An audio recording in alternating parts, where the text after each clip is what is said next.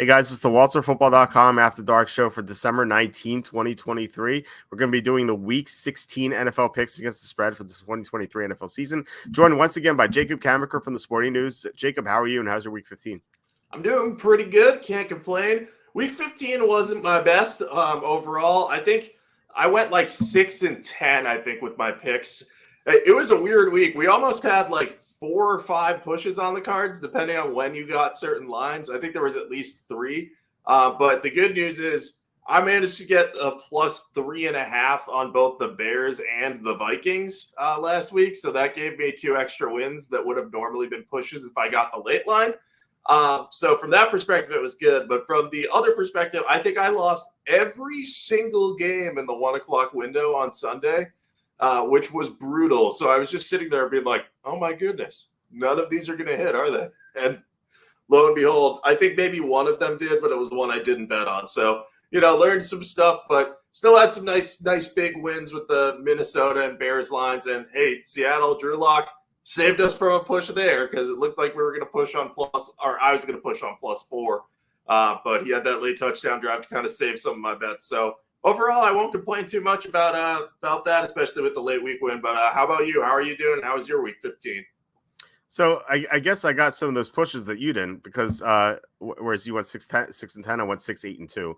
I got the push on the Bears game, and unfortunately that could have been a win. Darnell Mooney had the ball fall into his lap on the Hail Mary, and I'm like, man, I feel like if we bet the other side, it would have happened. I just feels like one of those years.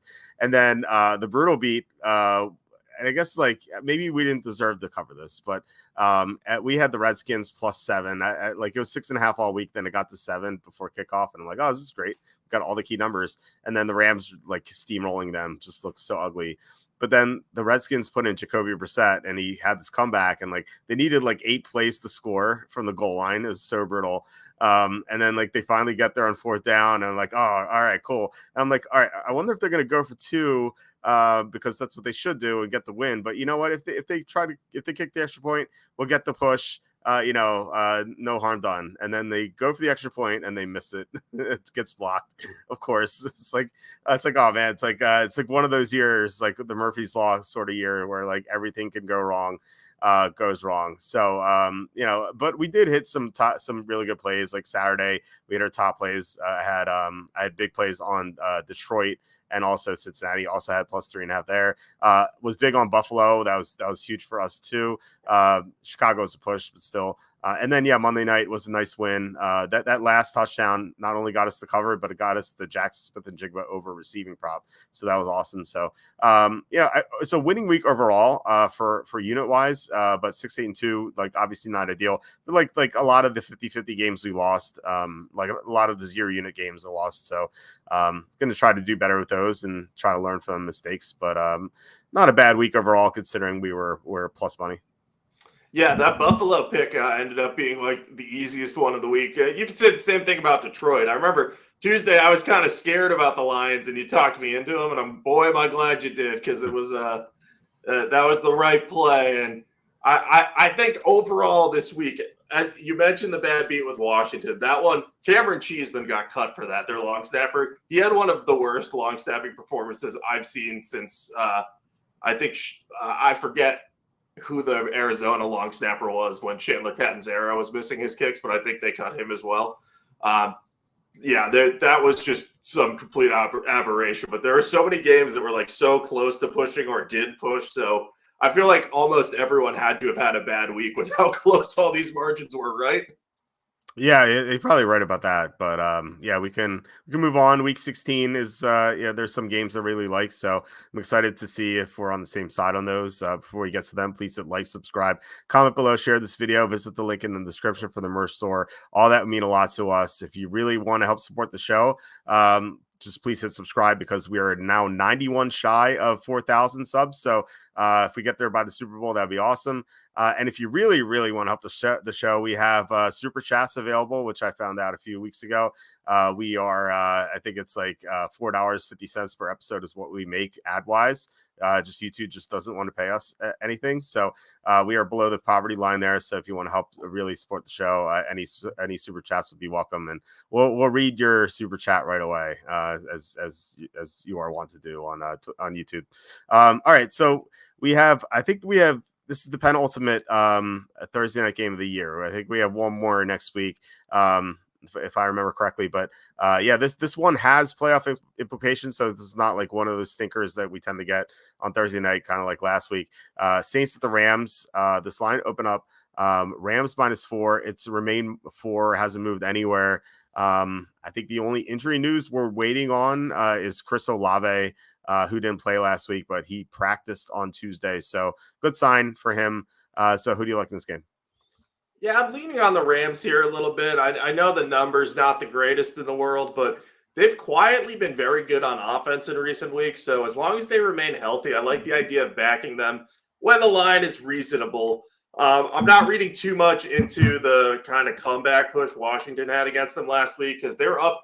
Well, the Rams were up so big in that, and Jacoby Brissett came in. He's just very competent quarterback, so I think they just kind of let him do his thing, get down the field a little bit, and they took their foot off the gas. So, they could have not covered that game, but they played close against the Ravens. They had some other close results recently, or they had some impressive wins. They beat the Browns. I know that game was closer than the final score indicated, but they've just been having a nice stretch. I like their 2 receivers on offense. And with Kyren Williams in the lineup, they're averaging, I think, about 2 more yards per play. So I know that the Saints defense is solid, but I've struggled to imagine them being able to consistently stop the Rams throughout this one, especially with Marshawn Lattimore still out. Now, I'm not super high on this one because I do think that the Saints – maybe playing with some layer of desperation. And if they get Chris Olave back, they're going to be better on offense. But at the same time, these Thursday night football games, they benefit the better team and the better coached team. And I think we could argue who has the better roster overall. I think I'd give a slight edge to the Rams. But I definitely would give the coaching edge to Sean McVay. I think on this short week, he'll have something schemed up for his offense to move the ball here. And I just look at what Dennis Allen did against the Jaguars earlier in the year. And I know they kept that somewhat close and they did well on offense, but they entered the fourth quarter trailing by 15. And that was against the Jaguars defense that we've learned throughout the season isn't very good. So I'm not exactly gung-ho about backing the Saints or any NFC South team playing outside of the division, even as 4-point dogs here. So I'm going to be on the Rams. I've got 1 unit, maybe 2 on this one if Olave was out. But if he's trending towards playing, I'll probably keep this bet small. What are you thinking here? Yeah, I think if Olave's out, definitely going to bet the Rams, just because I think they're going to have a big advantage here because the way you beat the Rams is with the tight end and outside receivers. That's where they are weak defensively, and I don't think like Juwan Johnson's really going to challenge them much, for the tight end. So if Olave's not there, like suddenly you're going to ask like Rashid Shaheed plays in the slot, but like you're going to ask like A.T. Perry and stuff like that to beat the Rams. And I just don't think that's going to happen. This goes back to what we were talking about last week, and it didn't quite work. NFC South teams outside of the division are now 13-25 against the spread. Just like, these teams, they play each other. One looks good because they win, and then like they get inflated with the spread. So like granted, like the Saints beat the Giants last week, but I feel like the Giants can be an honorary member of the NFC South, even though like they are up north, obviously, but the talent wise, they kind of belong down there. So I don't know if you could take anything away from the Saints being in the Giants and Tommy DeVito. Obviously, the Giants beat the Packers on Monday Night Football, so people were kind of high on them. I know like Giants +6 was a popular pick last week, and it didn't work out. But the Saints won or they covered that spread because the Giants are terrible, and like this is a big step up in competition. So if Olave's out, like I said, I'm going to bet the Rams. If Olave's in, I kind of worry about maybe the backdoor cover or something like that. Although I still would pick the Rams. It just wouldn't be as big of an edge. But I think that the Rams should be able to do pretty well against the Saints defense. which is kind of like a front running defense. Like whenever they play a bad opponent, like they look great. Like they're like ranked in the top 10. But whenever they go up against a team that's like a multi-dimensional and like good, like they just can't stop them, like Detroit, for example. So I like the Rams here, but unit count will depend on if Olave is going to play. Yeah, it sounds like we're pretty much on the same page. I'll bet this one regardless because I never sit out Thursday night games. I should have sat out last week. I don't know what I was thinking betting the Chargers in that spot.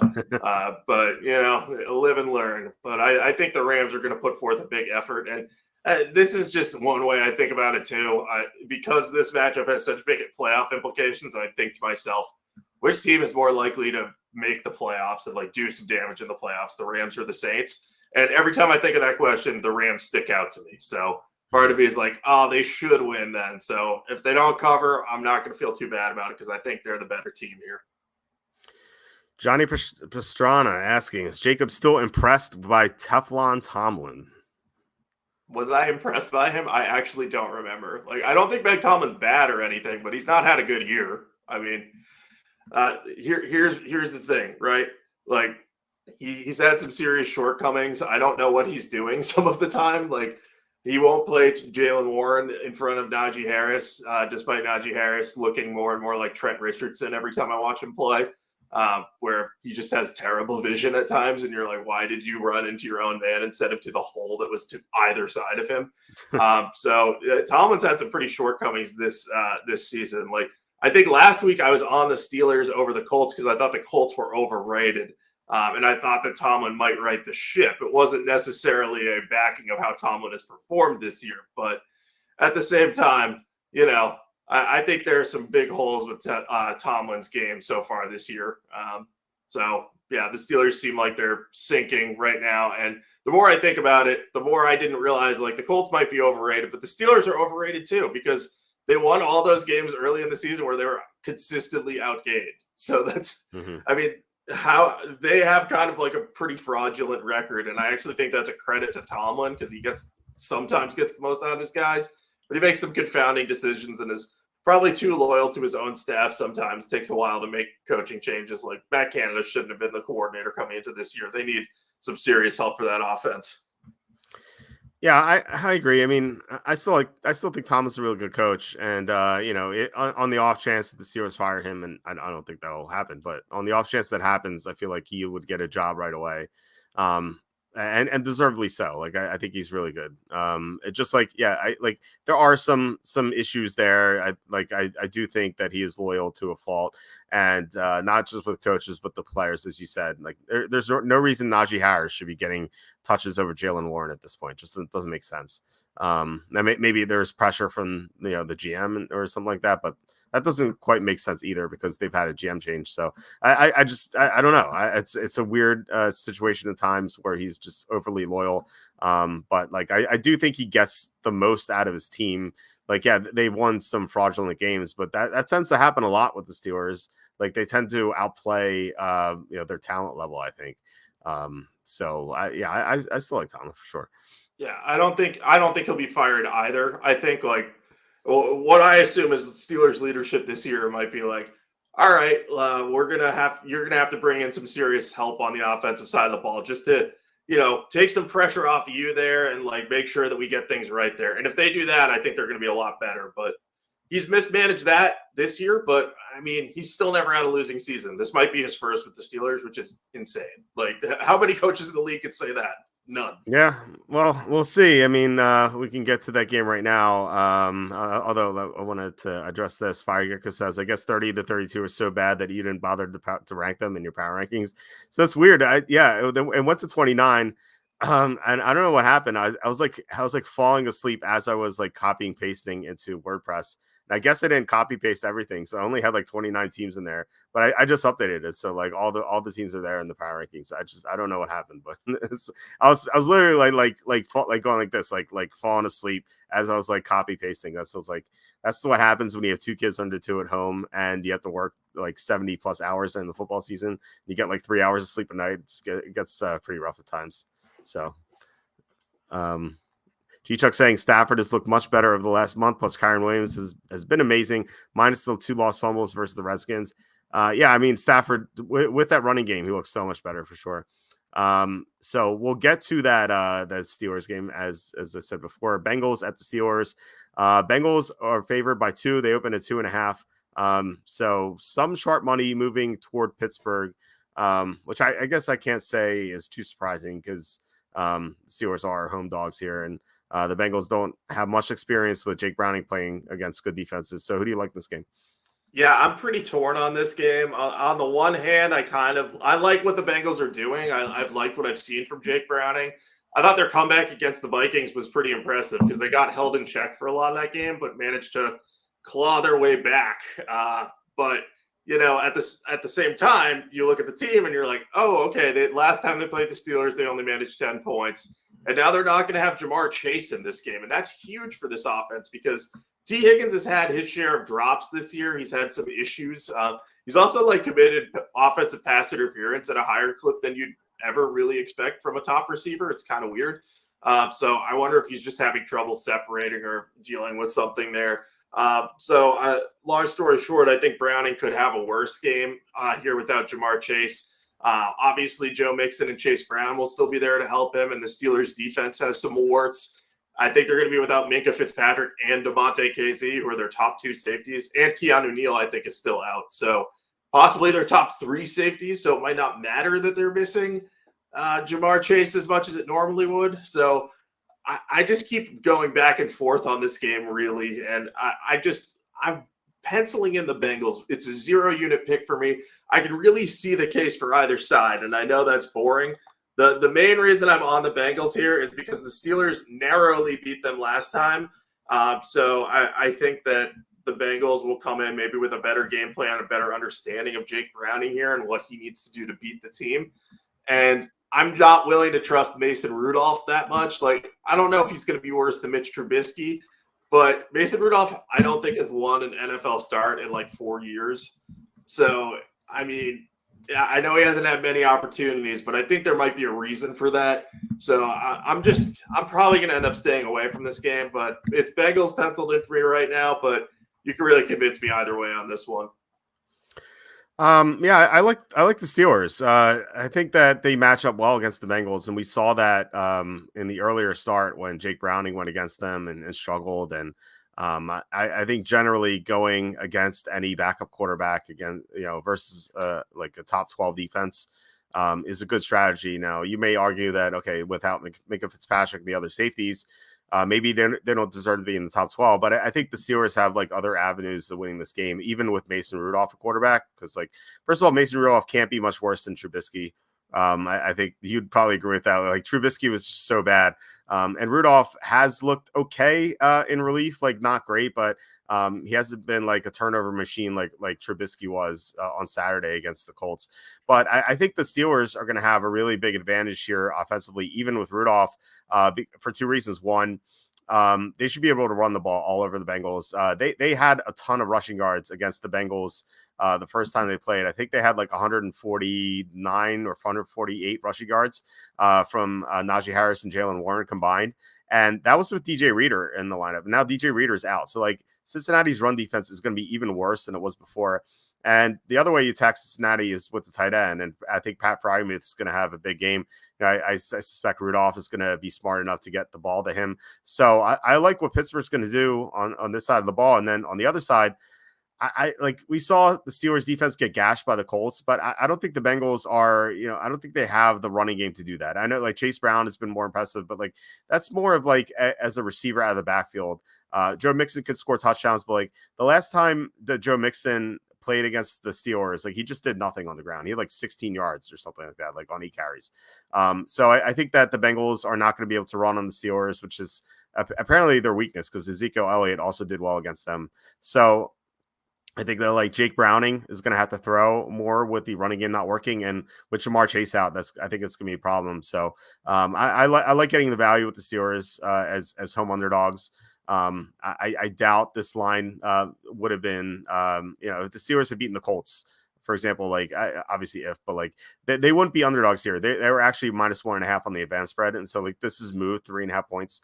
So I like the value here. The Steelers are desperate. I know the Bengals, they need to win this game too, but Like this is it for Pittsburgh, and the extra day of rest, or it's not an extra day of rest, but like I think that like not having the travel on this week, I think that's going to benefit them too. So and they usually tend to play well against the Bengals, so it's one of those divisional things. So yeah, I like Pittsburgh. Not like a huge play or anything, but like kind of like a medium sized play.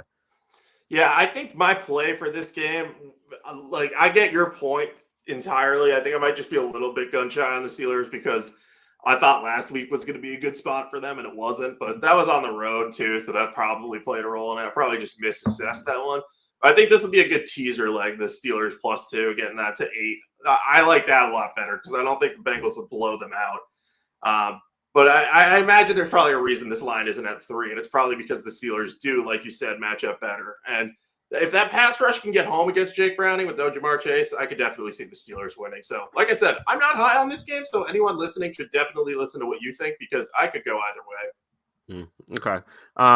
Quacky says, how about those Sea Chickens? Tom talked me into Seattle last week, so congrats to him. Great call on the Seahawks. I was kind of like neutral on the game, and he really talked me into it. So yeah, it's definitely a great call on his part. It's Pantera asking, do you trust the Steelers after there's 3 horrible games? Is Mason really that different from the not a QB Trubisky? I mean, I feel like he's going to be a better caretaker of the ball, at the very least, he's going to give the Steelers a chance to not lose, like Trubisky just committing turnovers at the worst times. So like I said, he can't be worse than Trubisky because Trubisky was just so bad. I don't think he should be in the NFL anymore. Like he's proven that he just can't be capable backup at this point. So I think Trubisky needs to be on a team with a good offense, and then he might be a good coach. If you think about the teams he has played for, he's played for the Bears when they had Matt Nagy as head coach. Then he spent a year with the Bills where we didn't see him play at all, and then he's played with the Steelers, this horrible offensive unit. So I'll defend Trubisky in saying that maybe if he lands with a good team, like they could turn him into something. But you're definitely right that his turnovers are completely unsustainable. Like, that's the number one thing you can't do as a backup quarterback. Like Trubisky has the tools needed to avoid that, and he had the mobility, or at least used to. I haven't seen it show up much this year in his relief starts. So if that's gone, then definitely he doesn't belong as backup anymore. But I agree with you that Rudolph's going to probably take better care of the ball while being able to get it downfield a little bit more. Okay, Megan Eagle says Browning is out for revenge for his first poor outing against them. Will be a tough game. Yeah, is he out for revenge, or maybe the Steelers will have his number because Tomlin is a great defensive coach against a rookie quarterback. Like I think you can make that case too. So I don't know. Like everyone's saying that yikes, the Steelers are tanking. There is sharp money coming on Pittsburgh, so maybe just be careful with fading the Steelers right now. Yeah. So oh, here we go. Is Quacky saying, is there going to be a Browning fade game, or is he the next Brock Purdy? I thought the fade game was last week against the Vikings, and he ended up pushing. Or like if you had the 3.5, that was the win. But I thought that was a good fade game because he was playing a top 10 defense, kind of like the same thing here. And Chase is out, so I think this is the fade game. Like no one's going to want to take Pittsburgh. Everyone I think is like Cincinnati seems like such the easy side. Cincinnati is getting the public money, like 2/3 of the money's on Cincinnati, and yet the line is dropping. I think that this is the fade the Browning game. Yeah, and I think if you're afraid of the Steelers, tease them here because then you get all the key numbers and you feel pretty good about yourself. Yeah, I definitely like the teaser with you there. The other Saturday game and this divorce package 2.0, the Bills at the Chargers. This line is like kind of been all over the place. This line opened up Bills -14 and it dropped all the way to 11. And then there was some take back on Buffalo. It's gone to 12 now. So who do you like in this game? Yeah, I do like the Chargers at this big number because it just screams of a spot where you're not going to want to back the Bills. And the Chargers, we've seen NFL teams put forth little effort before, but that game against the Raiders, that was one of the worst efforts I've ever seen from an NFL team. Like I can't remember anything like that except maybe dating back to when the Panthers fired Ron Rivera and Perry Fewell came in, and the Panthers like sleptwalked through that entire month of the season. The Chargers were just dreadful. They stood no chance against the Raiders, and you might question, will that continue? It could, maybe, but teams generally don't completely lay eggs in terms of effort in back-to-back weeks like that. The Chargers have had extra time to prepare for this one, and they've had a coaching change to Giff Smith, who I know nothing about, still know nothing about, and haven't done any research on him. So that's probably not a ringing endorsement of my opinion of Giff Smith here, but the logic being the Chargers should bring better effort under a new coach, and maybe he'll have something schemed up that the Bills aren't quite as ready for. There's no doubt that the Bills have the more talented team, and they're going to be they're still desperate for wins, Buffalo. So I think they pull out the win, but this is a dangerous spot for the Bills because it's a look back and look ahead spot. They can't completely overlook the Chargers, but they just got a huge win over the Cowboys. Everyone's singing their praises, talking about their Super Bowl run being back on. And next week, they are playing against the Patriots, which doesn't sound like a look-ahead game, but they lost to the Patriots earlier in the season, and that's kind of an embarrassing stain on their resume right now, given how bad the Patriots have been. So they're probably looking forward to getting a chance to play them in Buffalo and just kind of crush them and, kind of stick it to Bill Belichick on what might be his last game against the Bills with the Patriots. We don't know that for sure, but seems to be trending that way. So all of that motivationally leads me to look at the Chargers and say, 12-point spread, they should cover this. Now, I get being afraid of Easton Stick. I get knowing that the Bills need to kind of win out to make sure they get in the playoffs. But I think this could be like a flat spot for them where they kind of have to, if they don't scramble to have to get the cover here, then they're going to maybe let a backdoor cover happen. And if Keenan Allen's back, Easton Stick might have someone to actually throw to. Who is it, Quentin Johnston or Josh Palmer coming off an injury? Not that Palmer was bad, but just first game back from injury. So I'm going to back the Chargers here for a couple units. I like them in this spot. I know it doesn't feel good, but I think it's the right call. Yeah, we're going to be an opposite size, but I'm not going to bet this game either. So there's not much conviction for me at all. Like, I just don't know. Like the Chargers match up so poorly against the Bills. How do they move the ball? Like the weakness to the Bills defense is the running game, and like the Chargers can't run. Like we've seen Austin Eckler just not take advantage of bad run defenses, and obviously he's a good receiver out of the backfield, but he's not going to be able to run the ball. And then if you look at the other side, the Chargers are really weak to outside receivers and tight ends, and like the Bills obviously have Stephon Diggs and Dalton Kincaid to have big gains, and the Chargers also are. I think they're in the bottom three of allowing receiving yards to running backs. So that's going to be James Cook, who's just been awesome recently. So like on both sides of the ball, the Bills should dominate, and I guess that's why the spread is so high to begin with. I mean, the Bills are just so much better right now. In fact, I think you can make the argument that they are the best team in the AFC. I think. Right now, I just wouldn't want to play them, and like just kind of like wonder who else is better than them. Like maybe you could probably make the case for Baltimore, but with Baltimore losing Keaton Mitchell, like they have no running game anymore, and I worry about their pass protection. Ronnie Stanley doesn't look quite right. The corners aren't that good. So I think the Bills would beat them. The Bengals have Jake Browning. There's no one in the AFC South, obviously. The Chiefs can't stop dropping passes. And the Dolphins and the Bills crushed the Dolphins. Obviously, Matt Milano playing that game, but it sounded like Matt Milano may be back in a few weeks. So that would be a huge boost for the Bills. So anyway, like I do think the Bills you could argue they're the second best team in the NFL. And so like I think they deserve to be to be favored by this much. In fact, I made this line 16. So this is, I think, on the wrong side of 14, which is the fourth most likely result of any NFL game. That said, like you make a great point about them maybe looking past what happened. Like they just had a big statement game against Dallas. It's not an ideal spot to bet them. I feel like they could sleepwalk through this game and still win by like 10 and not cover. Like there could be back to touchdown. Like we saw Easton Stick throw a bunch of touchdowns late against the Raiders. Like maybe the same thing happens here and they cover. So yeah, definitely not going to be betting this game. But if I had to pick, I'd pick Buffalo. Yeah, I totally get why you would pick Buffalo, because if all goes well, they could just crush the Chargers. But my thought process is, I think Easton Stick, I think he'll be okay. I think that his experience in the Chargers system, it didn't show up against the Raiders because the Chargers put forth no effort and didn't help him. But what we saw in garbage time was he could find his receivers and read the progression. Maybe I'm wrong. Maybe that won't happen because that was all just garbage time production. But I think if he capably quarterbacks this team and the Chargers win the turnover battle, I think they can cover this. But, I get why you'd be apprehensive to bet it. Like, there's nothing attractive about betting a team that just gave up 63 points. Yeah, definitely not.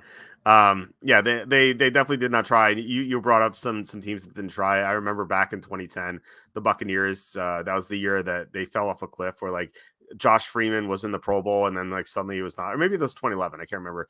It was one of those years. And like that was the inside information year that we had. We knew something was wrong with Josh Freeman, and like we bet against the Buccaneers every single week. It was awesome. So it was like yeah, pretty illegal if this were the stock market, but there's no SEC for football betting, unfortunately. But yeah, the Buccaneers team just stopped trying like in the second half of the year. They just had so many no shows, and that kind of reminded me of like that Charger performance reminded me of that. I do suspect they're going to try harder in this game. Interim head coach, like the first game, usually the teams try harder. Teams with their first game under an interim head coach are 15-11 against the spread since 2010. So nothing great, but they cover more often than not. So that is another case to be made for the Chargers. But I just think Buffalo is just so much better than them. Yeah, no, I can see the case for it. And I'm glad we bet Buffalo, or I bet Buffalo to win the Super Bowl because you told me that they had decent odds. So I'm gonna assume you might have as well. Yeah, 19-1. I told you 18-1, and then it went to 19-1 the next day on FanDuel. So I got that. Yeah. So Jason asking 16. How many points did you give them for home field? Well, they're not at home, but I give the Chargers 0 points for being at home. They had no fans there. In fact, I think it's actually you might make the case the Chargers should have negative points for being at home because what happens is like the opposing fans come in and just make so much noise and they have to go to a silent count on offense. So it's actually a home field disadvantage for the Chargers. And Quacky saying Bills coming off 2 big wins. Remember what happened when they crushed Miami? Yeah, they played against Jacksonville when Jacksonville was already in London, and Jacksonville had that big advantage from already being overseas. And the Jaguars are so much better than the Chargers. Like this Chargers team is so terrible. Although you make a good point with the Jeff Saturday angle, Tom. Like I think that's true. Like the Chargers could be hyped up for this game, and the Bills just might be flat. But even if they're flat, like I still could see them covering the spread. Like the Chargers are that bad. And there's one more thing here, or maybe not. Oh, okay. Here we go. Here we go. So Jason's saying he's here to ask for his apology. Told you the Bengals would win. Yes, Minnesota covered. But like we weren't talking straight up. We're talking about covering the spread. I don't care about who wins straight up. Like that means nothing to me. Like we were very confident the Vikings would cover, and they did. So maybe we should be asking for your apology. I think I said they might win straight up. I might have said that I thought they would win straight up even, but what I cared more about was the spread. That's all I bet. I don't bet money line unless I think it's a great value. And that Minnesota game I did not think was a great money line value. If you're getting the plus 3.5, it's kind of sometimes unappealing to bet the money line unless you're real confident. Yeah, no, I mean, what's the saying? Good teams win, great teams cover. That's you're not a great team if you're not covering the 3-point spread there. D says Bills fighting for playoff. Why would they be flat?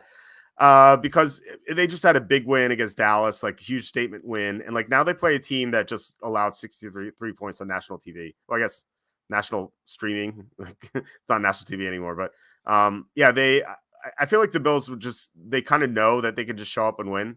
It's kind of like imagine, I don't know if you play sports as a kid or like in high school or college, but like when you play against like a team, just sucks. Like, you can kind of like take it easy.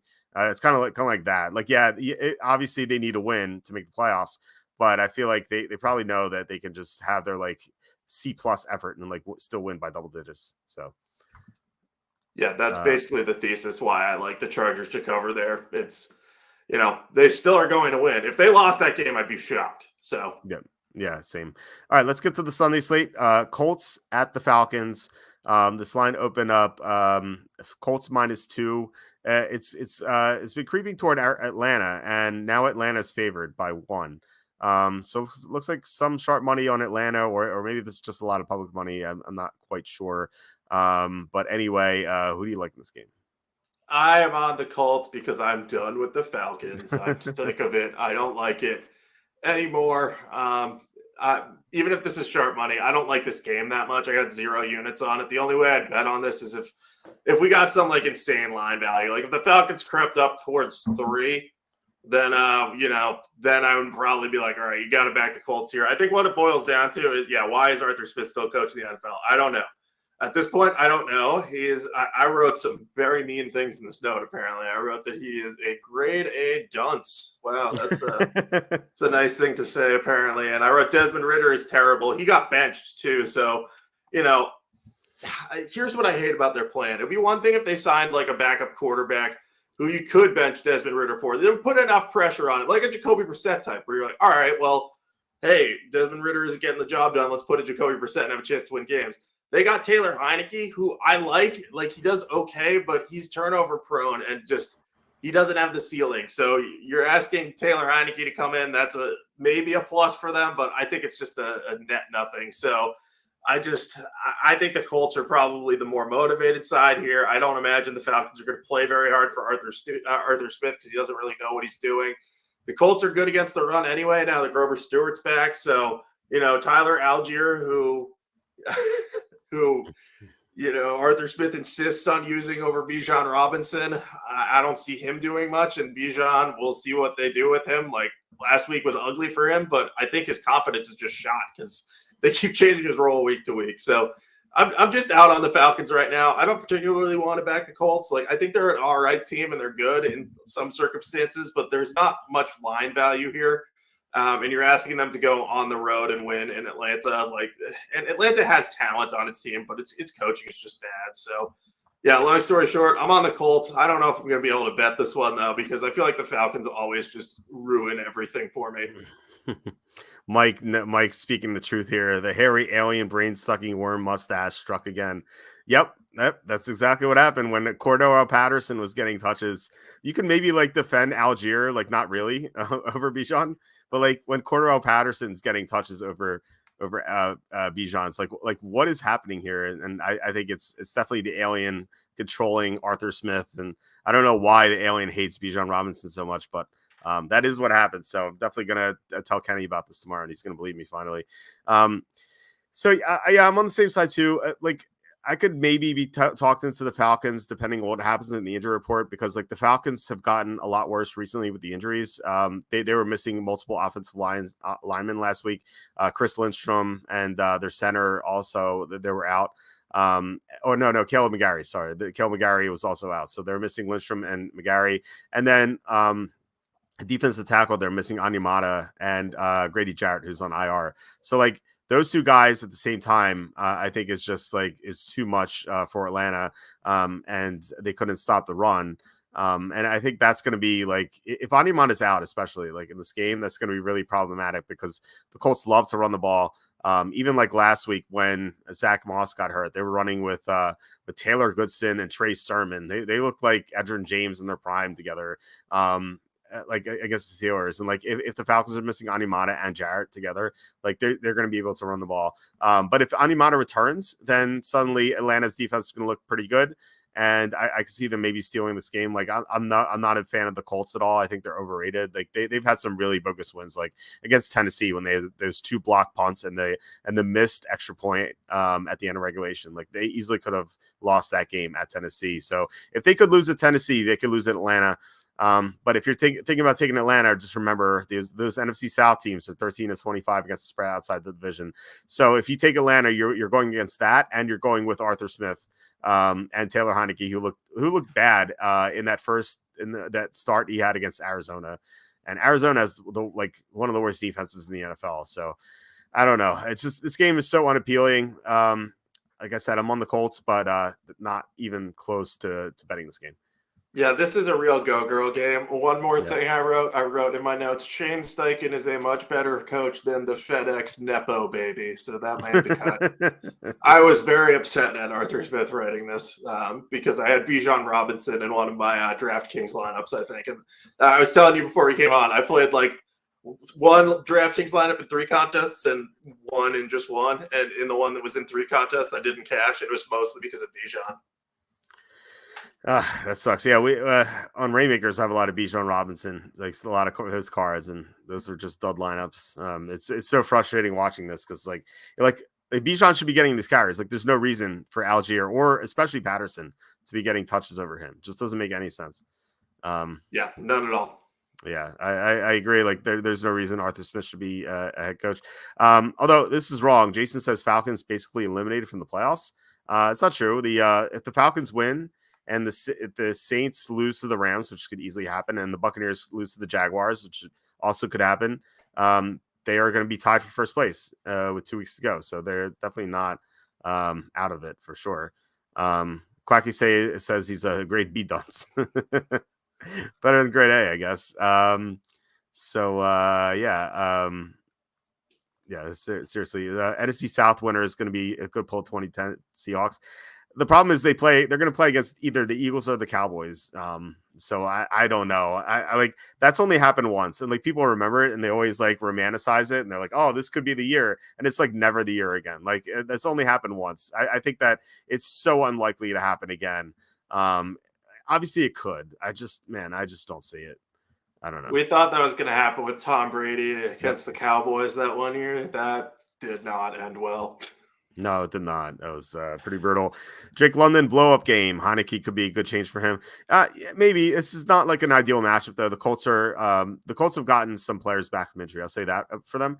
And one of them's one of their starting cornerbacks. So they're definitely better against outside receivers now. Having for the 2014 Panthers too. Yeah, I mean, it happens once in a while for sure, but like, it's so unlikely to happen. Like what, twice a decade? That was also the Ryan Lindley game, I believe. Right. I think that's who started at quarterback for the Cardinals in that one. That was bad. Yeah. That was like, it's going to take like special circumstances. Like for example, like Jalen Hurts gets hurt, and like Marcus Mariota has to start, then suddenly that fifth seed is going to have a chance. Jason's Atlanta basically done unless they win out and Saints Bucks lose out. I mean, again, that's not true. Like, if the Saints and Bucks lose and the Falcons win, they're tied for first. Like, they're not out of it at all. All right. Next game is let's see. It's the Packers at the Panthers. This line opened at Packers -4. It's up to 5.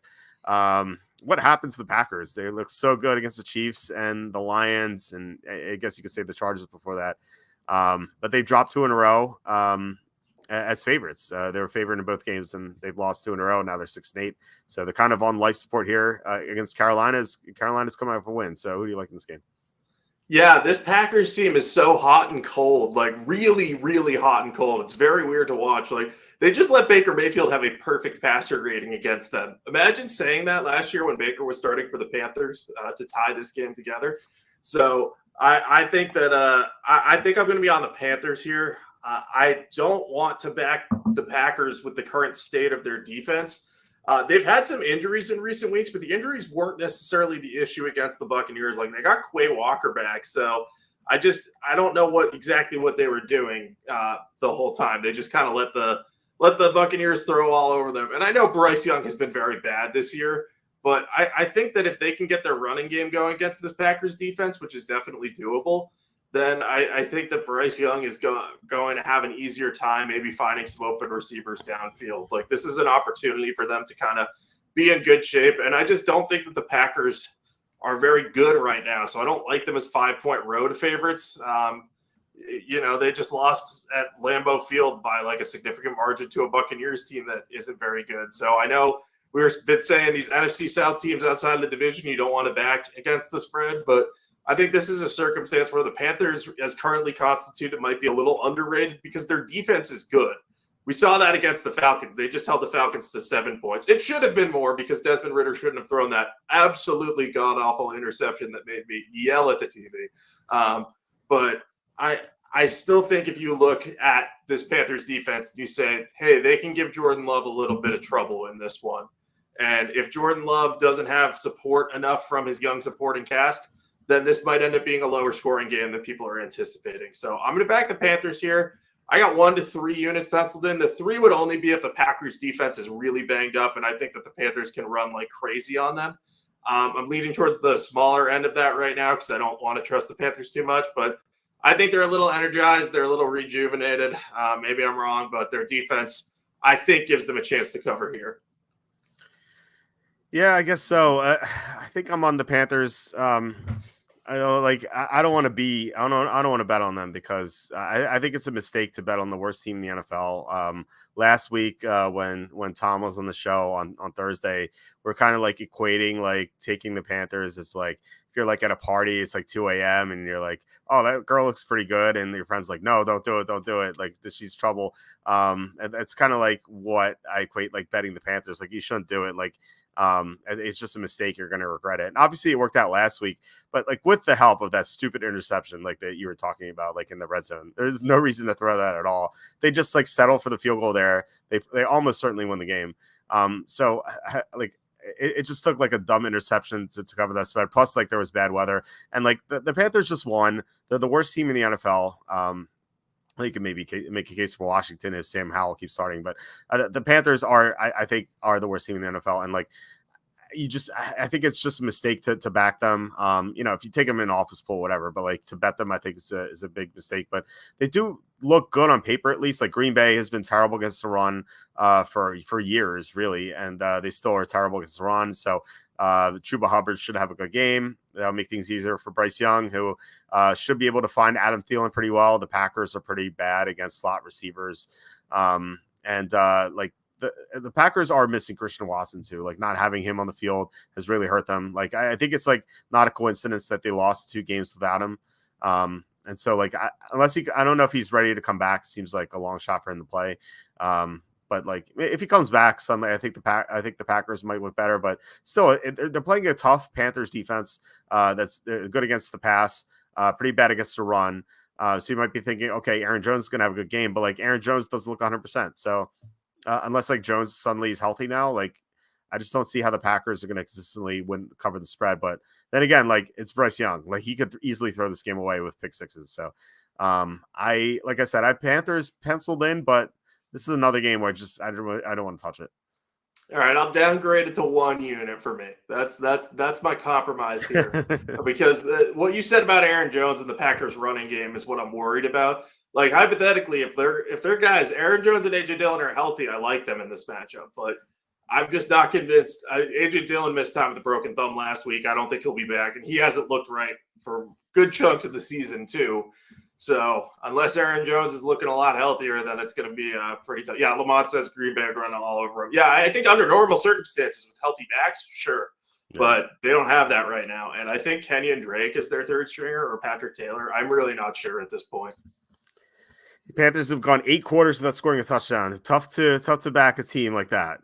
They're not playing the Falcons anymore. Like the Packers have looked terrible, but they're still better than the Falcons. How did they score against the Falcons, their touchdown? Because they had one, right? Or am I? No, that was no. They had field goals. I'm sorry. Yeah. I'm getting them backwards. Yeah, 9-7. Yeah. It just, yeah, I don't know. Jason's saying, still, if she's the hottest chick on the planet, it's totally worth it. Yeah, well, have fun with your one kidney in the future. And yeah, I don't know. I think that's you don't want to go down that path. There are many fish in the sea, as the saying goes. All right. Next game is the Browns at the Texans. So there's been quite the line movement in this game. The Texans open up -2.5. But there was news a few hours ago saying that CJ Stroud's a long shot to play in this game.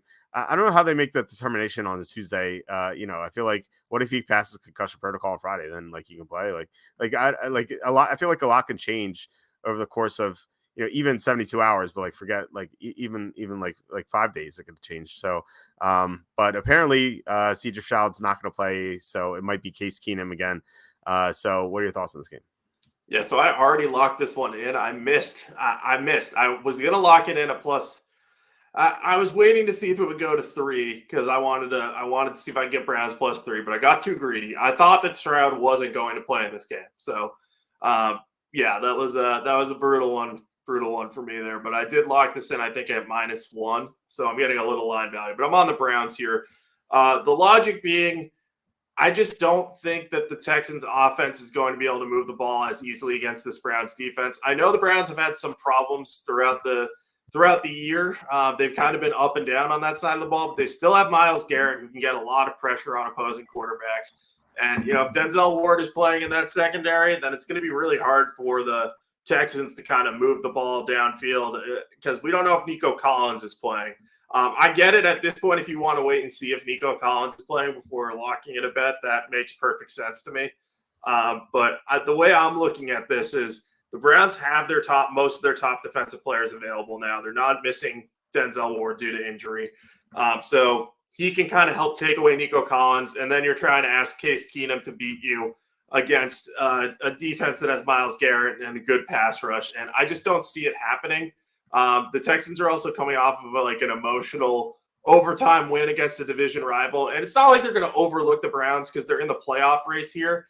But I can see them coming out at least a little bit flat because it's their second potential game with the backup quarterback. So they're not going to be quite as amped up or maybe not quite as able to play at a high level to elevate the play of Keenum. So I think the Browns can pull this one out. I know they have their warts and Joe Flacco. At some point, you'd expect them to regress. But I'm going to go with the Browns here. So I'm curious what you're thinking about this one, though. Yeah, when I thought Stroud was going to play, I was going to back Houston, but with Case Keenum, it's a different story. So I like backing good teams with backup quarterbacks. Tends to do well, but the one caveat is you don't want to go against an elite defense because those can make the backup quarterbacks look like absolutely terrible. And the Browns obviously have an elite defense. Now, granted, they don't play as well on the road as they do at home, but I think that they should be able to play well here against Houston, given that Houston is down a lot of receivers. They don't really have much of a running game.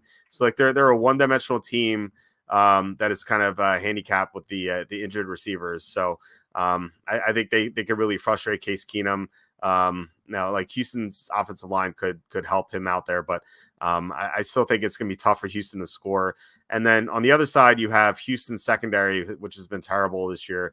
Now the question is can Joe Flacco take advantage of it? I don't know. I mean, Flacco has looked pretty decent so far. He has good weapons. Amari Cooper, David Njoku. David Njoku should have a really good game against the Houston's defense that can't stop tight ends. So I'm kind of leaning toward yes, Flacco can take advantage of it.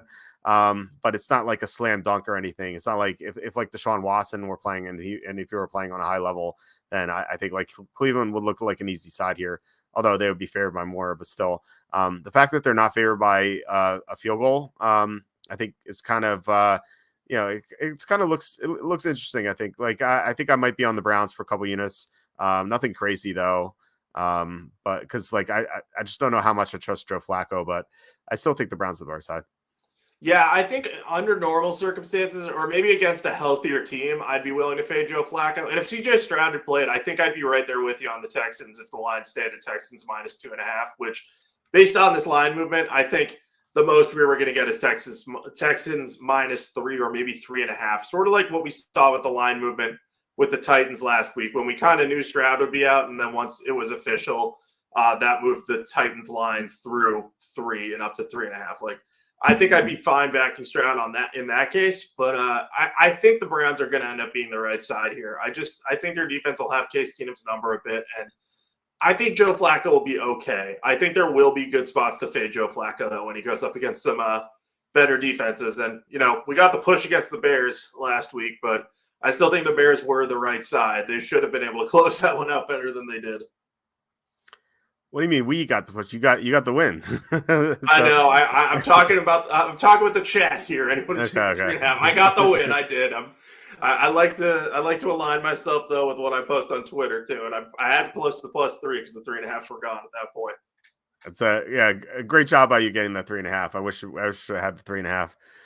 Or I wish Darnell Mooney would have just caught that pass. But what can you do? Anyway, D is asking, do you guys have this recorded to watch later or just live? Yeah, on our YouTube channels, just go to Walter Football on YouTube and you can see all of our videos. Just go to the live button and I guess while you're there, hit subscribe. Would mean a lot because we're closing in on 4,000 subs. So would really appreciate that. Quack is saying he likes the Flacco interview. I love the Flacco interview. I love the Drew Lock interview too. I think that he sounded great. That was one of my favorite post game interviews from a quarterback. He's gushing over that win. He was just so happy. It was really cool moment for sure. That was Drew Lock growing up too, because I think when he came into the league, he probably I don't know anything for sure, but he was young. So, he's definitely matured in his time as a backup, and you can see how much he appreciates being able to play. That's so cool. Same with Flacco, too. Like, he's 38 and he got signed off the streets and is now leading a playoff team. Like, that's the one thing about this year of the backup. Like, it sucks that guys are getting hurt and that we are missing stars, but all these guys just seem so genuinely happy to be out there that it's cool to see them having success. Tom, hope you guys took Seattle last night. That was a lock. Haha.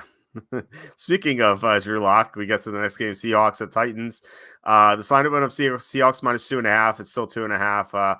Obviously, Seattle with that big win Monday night look good. I assume Geno Smith's going to come back because he was very close to playing.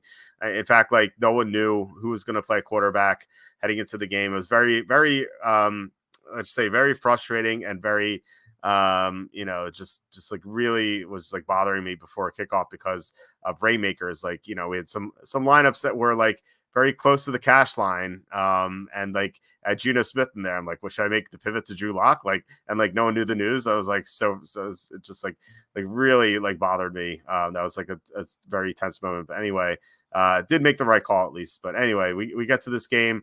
Who do you like in this one? Yeah, so I like the Seahawks here. This line being under 3, I think, makes it a decent value. I know some people will say, well, are they going to be riding high off of that big emotional comeback win? I think you could normally make that case, but there are 2 factors here that I like. One, they're scrapping for playoff position. They're already out of their division, so they have to win the wild card. So they kind of have to just keep winning to stay in that race with the logjam of NFC teams fighting for those 2 spots. So I think they'll be motivated by that. And as you mentioned, Geno Smith's probably going to be back for this game. I think his return is going to amp up the team the same way that kind of Drew Lock starting these last 2 games kind of energized the team. I think they'll be a little excited to play again with Geno while knowing that, hey, Drew Lock did a good job kind of guiding us through games against the 49ers and Eagles, which is not easy to come out of that with a 1-1 record, even if we think the Eagles are overrated. So I'm also looking at the Titans secondary. It just isn't very good. So I'm just struggling to see a way that they contain DK Metcalf, Tyler Lockett, Jackson Smith, and Jigba. So I think with Geno Smith coming back and their ability to throw downfield, they could end up posting a lot of points in this one.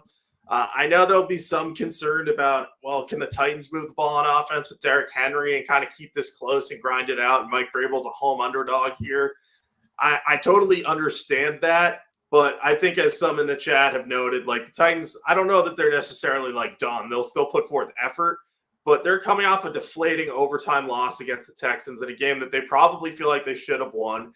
And the thing that bugs me here is we're not going to get Will Levis at quarterback in all likelihood because he suffered a pretty brutal looking ankle sprain on the last play. And who knows, maybe I'll be able to play this week on the short week, but I have on a normal week. Sorry, I'm getting confused here. Not a short week for the Titans, but I have my doubts about that. So we're either going to see Ryan Tannehill, who you might be okay with backing, but I actually think they might go with Malik Willis because, I mean, why would they play Tannehill at this point? Why not just see what you have in Willis? And I don't think that Willis and Henry might be able to run on the Seahawks, but I don't think that they can threaten them downfield enough to make this a game if the Seahawks score a lot. So long story short, with this staying under 3, I'm going to back the Seahawks. I'm not sure how many units I'm going to bet on this one, though. I want to see what the injury report looks like and if Geno Smith is going to be able to play this week. I have 2 units tentatively penciled in there, but that could drop to 0 if I get scared off of this one. But I like the Seahawks right now.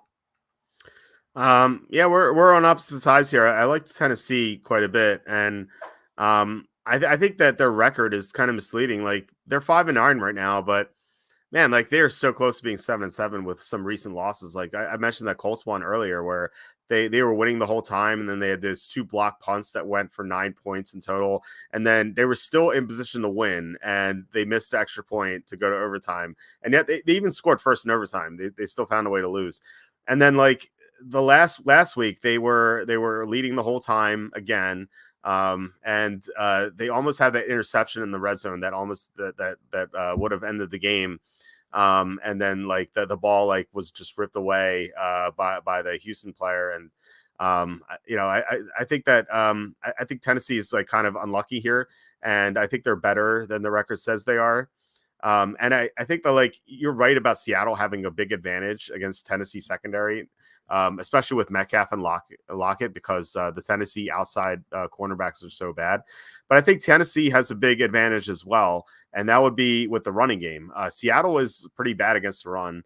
We saw the Eagles run like pretty well with DeAndre Swift on Monday night, but like the Eagles just for some reason didn't stick with the run, and like they kept calling passes for their quarterback who was like sick with the flu.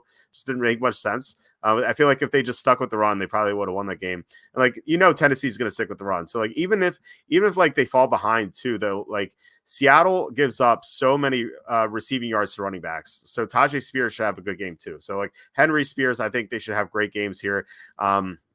Mike Vrabel, as you said, home underdog. He's 12-8 against the spread in his career as a home underdog, but could easily be 13-7 with that stupid Colts game that he should have won.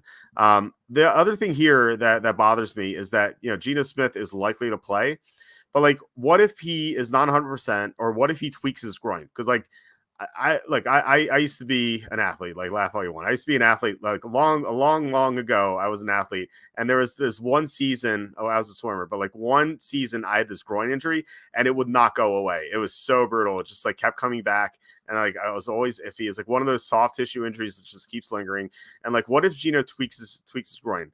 And like he's either not 100%, or like they had to put Drew Lock back in.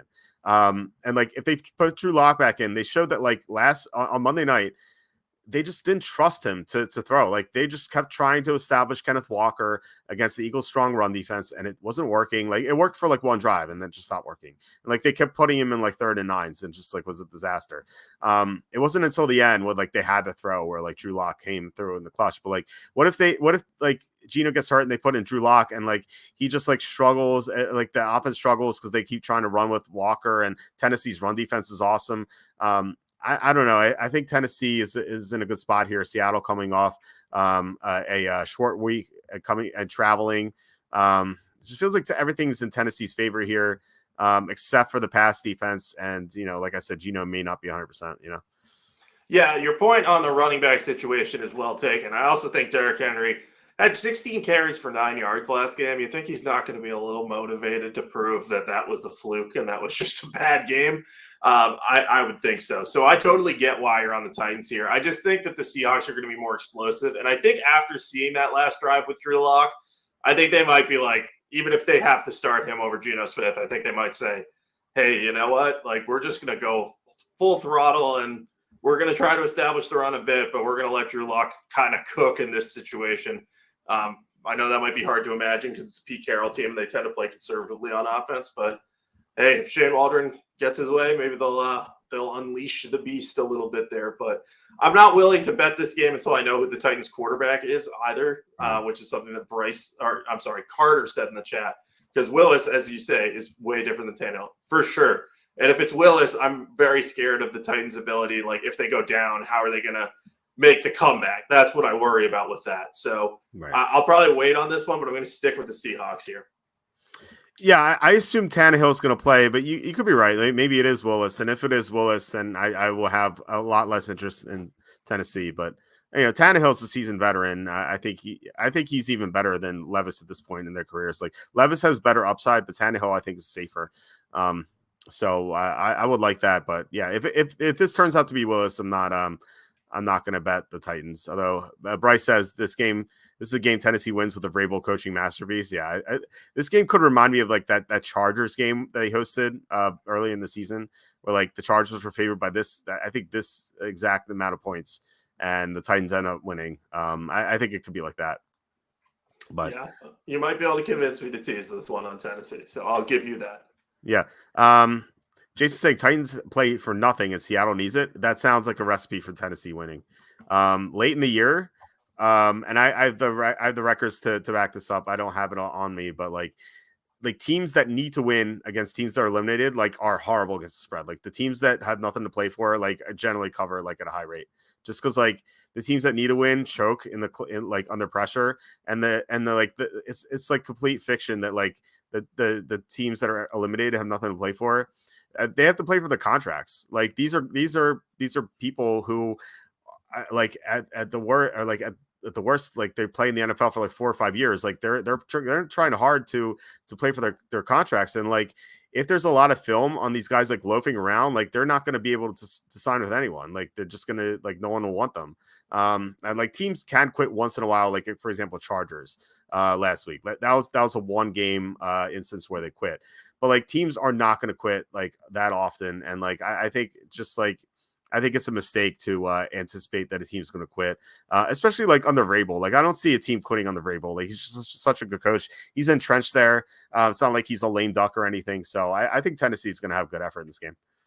I agree. Vrabel's such a good coach. I don't know that you can look at the rosters around the NFL the last 5 years and say that anyone has gotten more out of the players he's been given than Mike Vrabel. I really don't. Yeah. Aurora Snowmo game. Exactly. I like to bring that out the last 2 weeks of the season, but this is an Aurora Snowmo game for sure. Matt, like the Chargers. Yeah. That's like the one example. Like the Chargers are going to try a lot harder this week. Like it happens once in a while and like people make a note of it, but like it's pretty rare that a team just doesn't like try hard at all. Like it is pretty rare. Aurora Snowmo. Yeah. Excited for that. Anyway, next game is Redskins at the Jets. This line opened up Jets -3. It's still 3. I think if you're going to make a case for a team to be a no-show this week, I think it'll be the Jets because they had a lot of hope that Aaron Rodgers would return. And if they had beaten Miami, I think this is going to be the target date for him to return. But they were eliminated, and now Rodgers is not going to return. So they're going to be playing this Washington team that they don't care about. So if you want to talk me into taking Washington because the Jets are going to be a no-show, I'm all for it. But anyway, who do you like this game? Would it change your mind if I said teams in the Jets situation without remembering what the stat exactly is? Cover 57% of the time. Okay, here it is. Since 2003, teams that have scored 0 points the previous week are 70, 54, and 5 against the spread in their next game. So, it's not the greatest number in the world, but it's somewhat significant. But I think you make a good point about that. They might not be as motivated as some of those teams there. Yeah, I think that, backing a team that's coming off a shutout is a great thing to do. I just think that, like, you have to take it on a case-by-case basis. And, like, here, like I said, I just don't know if the effort's going to be there because their season just ended, But, they could always try hard for sure. Like I said, these guys are playing for contracts. I just think that, like, there's such a big letdown because Rodgers had a chance to return and there was so much hope. Like if they had won last week, like Rodgers would be coming back and like they'd be a big favorite here. And like suddenly, they would be in a position to make a run at the playoffs, but like that's all over. So you kind of have to wonder what they have to play for. Yeah, and it's funny. I said I was quitting the Jets, and then I got talked back into them last week, and then naturally, 30-point shutout. That's great. But I wrote that this might be the Go Girl game of the week. It doesn't do anything for me because I feel like the Jets should be motivated to bounce back off of a shutout. But at the same time, that angle that you mentioned, like their season is over, they're not getting Aaron Rodgers back. This is another lost year for them. That could weigh on them, and they just got embarrassed by the Dolphins. So I could see them being a complete no-show in this game, especially, like there might be questions about the future of some of the guys on that staff. Like I don't think Sal is going anywhere, but we've got, at least some buzz about people wondering that. So, we could see that happen. But at the same time, you're talking about backing a Commanders team with a terrible defense, just absolutely terrible. They lame duck head coach who said a bunch of word salad when asked whether Sam Howell would be his starting quarterback moving forward. And it sounds like he said Sam Howell is, but he also was like, but I don't know what we're going to do here. It was very confusing. And then you have the added element on the other side of Zach Wilson's going through the concussion protocol. And that whole situation where he might have gotten concussed earlier in the game. I was watching his mom's Instagram story, which sounds weird, but I was doing it for work purposes. And she was giving an update on what happened. And she was basically like, yeah, they checked him for a concussion early in the game and he didn't have one, even though he was taking massive hits. But then he finally had one where he had blurred vision. I'm like, it sounds like he had one early and then took another blow. Like, I don't know. It's hard to tell, but that whole situation was just so weird. So it wouldn't surprise me if he sits out and then you're talking about, oh God, no, don't call me that, please. Yeah, now you're talking about the backing the Jets as 3-point favorites with nothing to play for, with Trevor Siemian or Brett Rippon as your quarterback. I just can't find an appealing side here. I think my ultimate play is to pencil Washington in for 0 units because I said I'd quit the Jets and I didn't. If Zach Wilson plays, I probably will pencil the Jets in for 0 units because I think they should, with him on offense, be able to move the ball. But this is go, girl. Give me nothing. I don't want this game. I like the Redskins quite a bit here. I think provided that Zach Wilson misses this game, I don't think he's going to play. Like, why would they rush him back when they're eliminated from the playoffs? I think it's probably going to be Trevor Siemian, who just like looks like a lost soul out there. Like why was he beaten out by Tim Boyle? Like there's some like major questions there. But you mentioned the Redskins defense being terrible. You're right about that. But they're only bad against the pass. Like they're actually pretty decent against the run. Not last week against Kyron Williams, but like Kyron Williams has been running all over everyone. I think mostly they're pretty good against the run, but awful against the pass. But like, do you trust like Trevor Siemian to throw on anyone, like even the Redskins? Like I just don't. Like I think that the Jets are not going to be able to take advantage of that matchup. Whereas like I think Washington can versus the Jets, and that sounds weird because the Jets have a great defense, but only against the pass. Like they've been like pretty poor against the run, and the Redskins would love nothing more than to run the ball. With Brian Robinson, assuming he can play against the Jets defense that can't stop the run at all. And if like they can't really like stack the box either, like they did that one game against. It's like I think they were going to an Atlanta, and like I know they lost to Atlanta, but like there's still the strategy. They can't really stack the box because the Redskins have some good receivers. Like Terry McLaurin went off finally last week, and like McLaurin was like kind of gushing over Jacoby Brissett. I assume Brissett's going to start in this game, and like Brissett is actually like a really good backup quarterback. In fact, like he should be starting somewhere. I don't know why he's not. Like I don't know why the Redskins like kind of hoarded him on their roster. And like didn't even play him. It's just like this is such a weird situation. Like in the year of the backup, like Brissett should have been like king, but for some reason he's just been like rotting on the bench. But like he finally entered the game last week and he was just so much better than Sam Howell, like right away. And it kind of reminded me like how good he was last year for Cleveland too.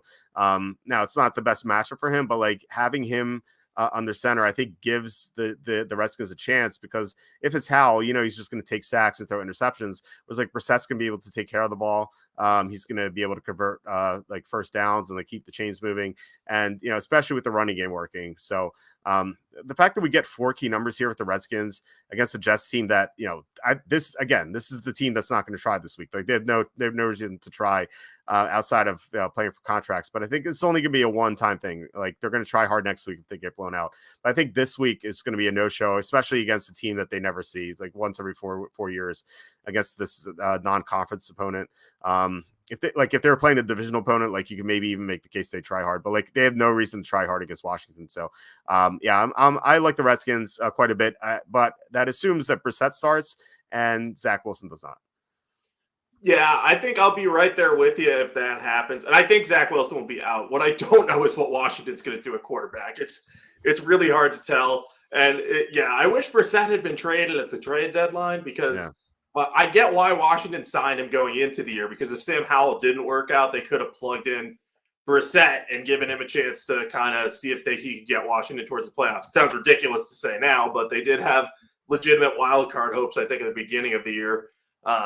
But Howell looked good for most of the season, but the first, or at least the first half, and then second half, he's kind of steadily tailed off. So I think it was like, it's just an unfortunate situation. Brissett happened to be on the team that like really didn't end up needing him. But if he was on Cleveland, if he was in Minnesota, like he'd maybe be having a great season. So unfortunate.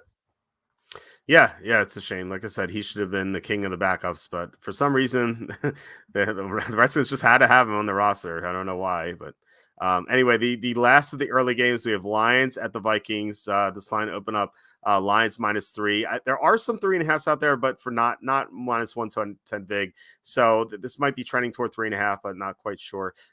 So who do you like this game? Yeah, this strikes me as a game that you're going to want to back the Vikings. I think it's going to be fun. It's a strength-on-strength matchup with Detroit's offense going against Minnesota's defense. I'm very excited to see how this will play out. But I'm assuming that Brian Flores is going to cook up a plan to get pressure on Jared Goff and force him into some mistakes. We've seen this year that Jared Goff, sometimes it's that inside-outside split. He plays better in domes, which is good because I think the Vikings play in a dome unless it's technically an open air stadium, but I think it's a dome. Mhm. So I like the Vikings' potential to get pressure on him with Danielle Hunter and give him some exotic looks and kind of make him have to read that defense if they can take away the running game a little bit. So I think that this is just a much worse matchup for Detroit. I think they're going to have trouble moving the ball, and Goff is probably going to make some mistakes that let the Vikings hang in here. Now, I'm worried about how the Vikings offense is going to do in this one, though, because Detroit's defense played really well against Denver, and the way to beat them is to throw on them. And we know Russell Wilson, that's not his strength at this point in his career. But the Vikings, you're asking Nick Mullins to do that. And Mullins is very turnover prone. He had a couple of bad ones against the Bengals that really cost the Vikings a chance to score some extra points, especially that one that he threw into B.J. Hill's lap, literally as the half was going after. I was like, I've never seen an interception like that where he just should have taken the sack and they should have done the rushed field goal thing, but he just threw it into a sitting defensive lineman's lap. It was insane. Mullins is prone to having those types of things happen, so he might not be able to take full advantage of the Lions defense, which gives me a little pause here. But the more and more I think about it, the more I like Brian Flores' chances of cooking up some game plan to slow down the Lions in a game where the Vikings are going to be playing more desperately than Detroit, because Detroit won last week, and Detroit has to play the Vikings twice over the last 3 weeks of the season. Maybe they pull out every stop here and try to get the win in this spot, but I think that the Lions are more likely to kind of not look past the Vikings, but just kind of not have their best game plan against the Vikings, and the Vikings can cover this one. We kind of saw that against the Bears the first time. They almost lost that game against the Bears and didn't cover in that one. I think the same thing could happen with the Vikings the first time they play. So I'm going to back Minnesota here. If we get 3.5, I like this probably a lot. Right now, I'm thinking 2 units on it. So like people are saying that they're scared of Nick Mullins and he looked bad, but like he only had a couple of instances where like he kind of screwed up and threw interceptions. But I thought overall he looked pretty good. Like moving the chains in between the 20s. Like I thought he did a good job like outside of those couple of situations. He even came through in the clutch like with a late drive to send the game to overtime. So like I'm not too worried about him, especially against this Detroit defense. That's like I think people forget how bad it is. Like Detroit's really good against the run. And I thought that like kind of played into it just kind of gave him a big advantage against Denver, because like Denver wants to run the ball and like they can't really attack with Russell Wilson, as you said. And so like I think that like I think Minnesota just overall has a big advantage here, because like I think about it this way, like Detroit was really good last week because they were playing in this Denver defense that Denver can't stop running backs or tight ends. And Detroit loves to attack at both. And like Minnesota is really good in both areas. Like Minnesota allows the 6th fewest rushing yards, and they're top 10 against tight ends. So I don't know, like Detroit is going to be able to move the ball as nearly as well as they did against Minnesota. Obviously, they have Amon-Ra St. Brown. He could always have a big game and everything. But Minnesota's defense is really good. They blitz a lot. I feel like you said, they could force Jared Goff into some mistakes. And then, the Vikings offense, which against the Detroit defense, they can't stop the pass. I think that that's going to benefit Minnesota like pretty well. So I actually think Minnesota matches up really well against Detroit. This kind of reminds me of the Chicago-Detroit game a couple weeks ago where we had Chicago as the pick of the month. I don't like Minnesota as much because like this is not being played in the elements. If this were, I would be all over Minnesota. Like this would be my pick of the month because like Jared Goff is just so much worse outdoors. But still, I think that Minnesota has good matchups here on both sides of the ball. And like they should not be 3-point home underdogs. I think this line is just way off. I think it's an overreaction to what we saw last week. And my personal spread for this game is pick'em. But if you look at the metrics, Minnesota minus 2.5 is the line. So the metrics think that the wrong side is favored here, and I don't blame them because like Detroit, except for that Denver game, like they have not looked good recently. Like they lost to the Packers. They're getting blown out by the Packers at home on Thanksgiving. They lost to the Bears almost twice. Yeah, they beat the Saints, but I feel like if that game were extended by 5 minutes, the Saints would have won because they're mounting a great comeback. So it's Detroit, like, except for that Denver game against an overrated Broncos squad, like they just haven't looked good recently, and that was just a really good matchup for them. Like this is a really bad matchup, and I like getting Minnesota as a home dog here. I think they're going to win. People don't respect how good their defense is. The defense is, I think, number 7 in EPA. So like that might be why like the metrics say the Vikings should be favored, but I think the metrics are right on this one. So I love Minnesota. They're my top pick this week. Yeah, I think they're probably going to be among my top picks as well. And I'm looking at Nick Mullins' stats from last game too, because obviously those 2 picks stand out to me. And Carter saying Josh Dobbs is still better. He might be. I mean, Josh Dobbs at his peak was better, and Nick Mullins probably more consistently turns the ball over. But I do remember after his second interception, like before at halftime, I think I saw maybe Mike Florio from the Pro Football Talk account like was tweeting like, "Oh, when do you bench Mullins for Jaron Hall right now?" It's like, it's been a half. It's been a half. And I get it. Turnovers are not a good thing, especially not in the red zone. But he completed 26 of 33 passes, 303 yards, 2 touchdowns. Yeah, two interceptions, bad. 3 sacks, not great. But, if he cuts down the interceptions here, which is possible because Detroit's defense is not great, yeah, I think that they can win this one outright. And I definitely like them at +3. I think that's a good pick. Yeah, hopefully you get the 3.5. I think there's some 3.5s out there, like I said. Yeah, there's actually, South Point near Fear in Vegas. At let's see here. At DraftKings it's +3.5 -115, which is not too bad. You might get a better number. It's tough call whether to lock that in or not, because you might get the +3.5 -110, and then you're thinking that you're like foolish for jumping the gun, but then maybe that disappears. So I personally don't. I don't think I lock this in because like I at least want to see one injury report.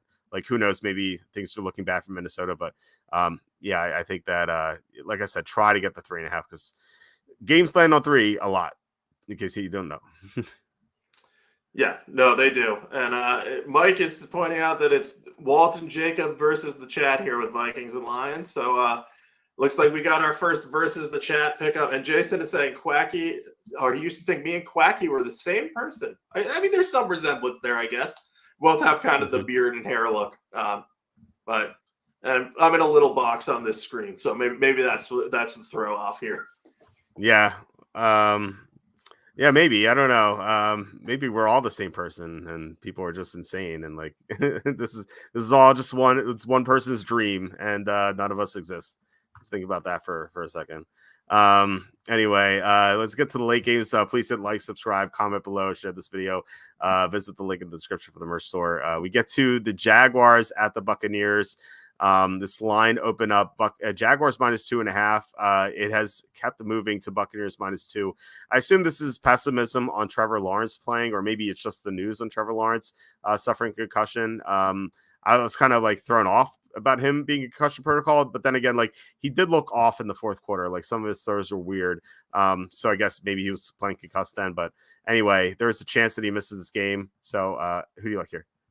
Yeah, he had that throw where he just really short hopped it for no reason, then was shaking his arm out, and then he had like a wide open Travis Etienne on a route to the sideline. You didn't see him at all. It was really weird. So yeah, I'm anticipating that he won't play.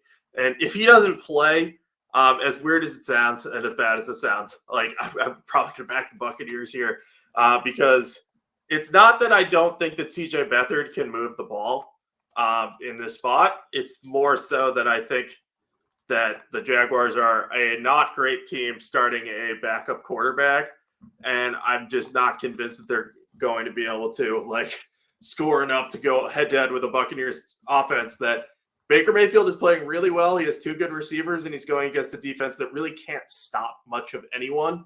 The Buccaneers have gotten so much better since Rachaad White's kind of broken out and been involved as their 3-down back. Since then, Baker Mayfield's had more space. They've been able to move the ball on the ground. They haven't been as one-dimensional. So I think the Jaguars are going to struggle to contain them a bit.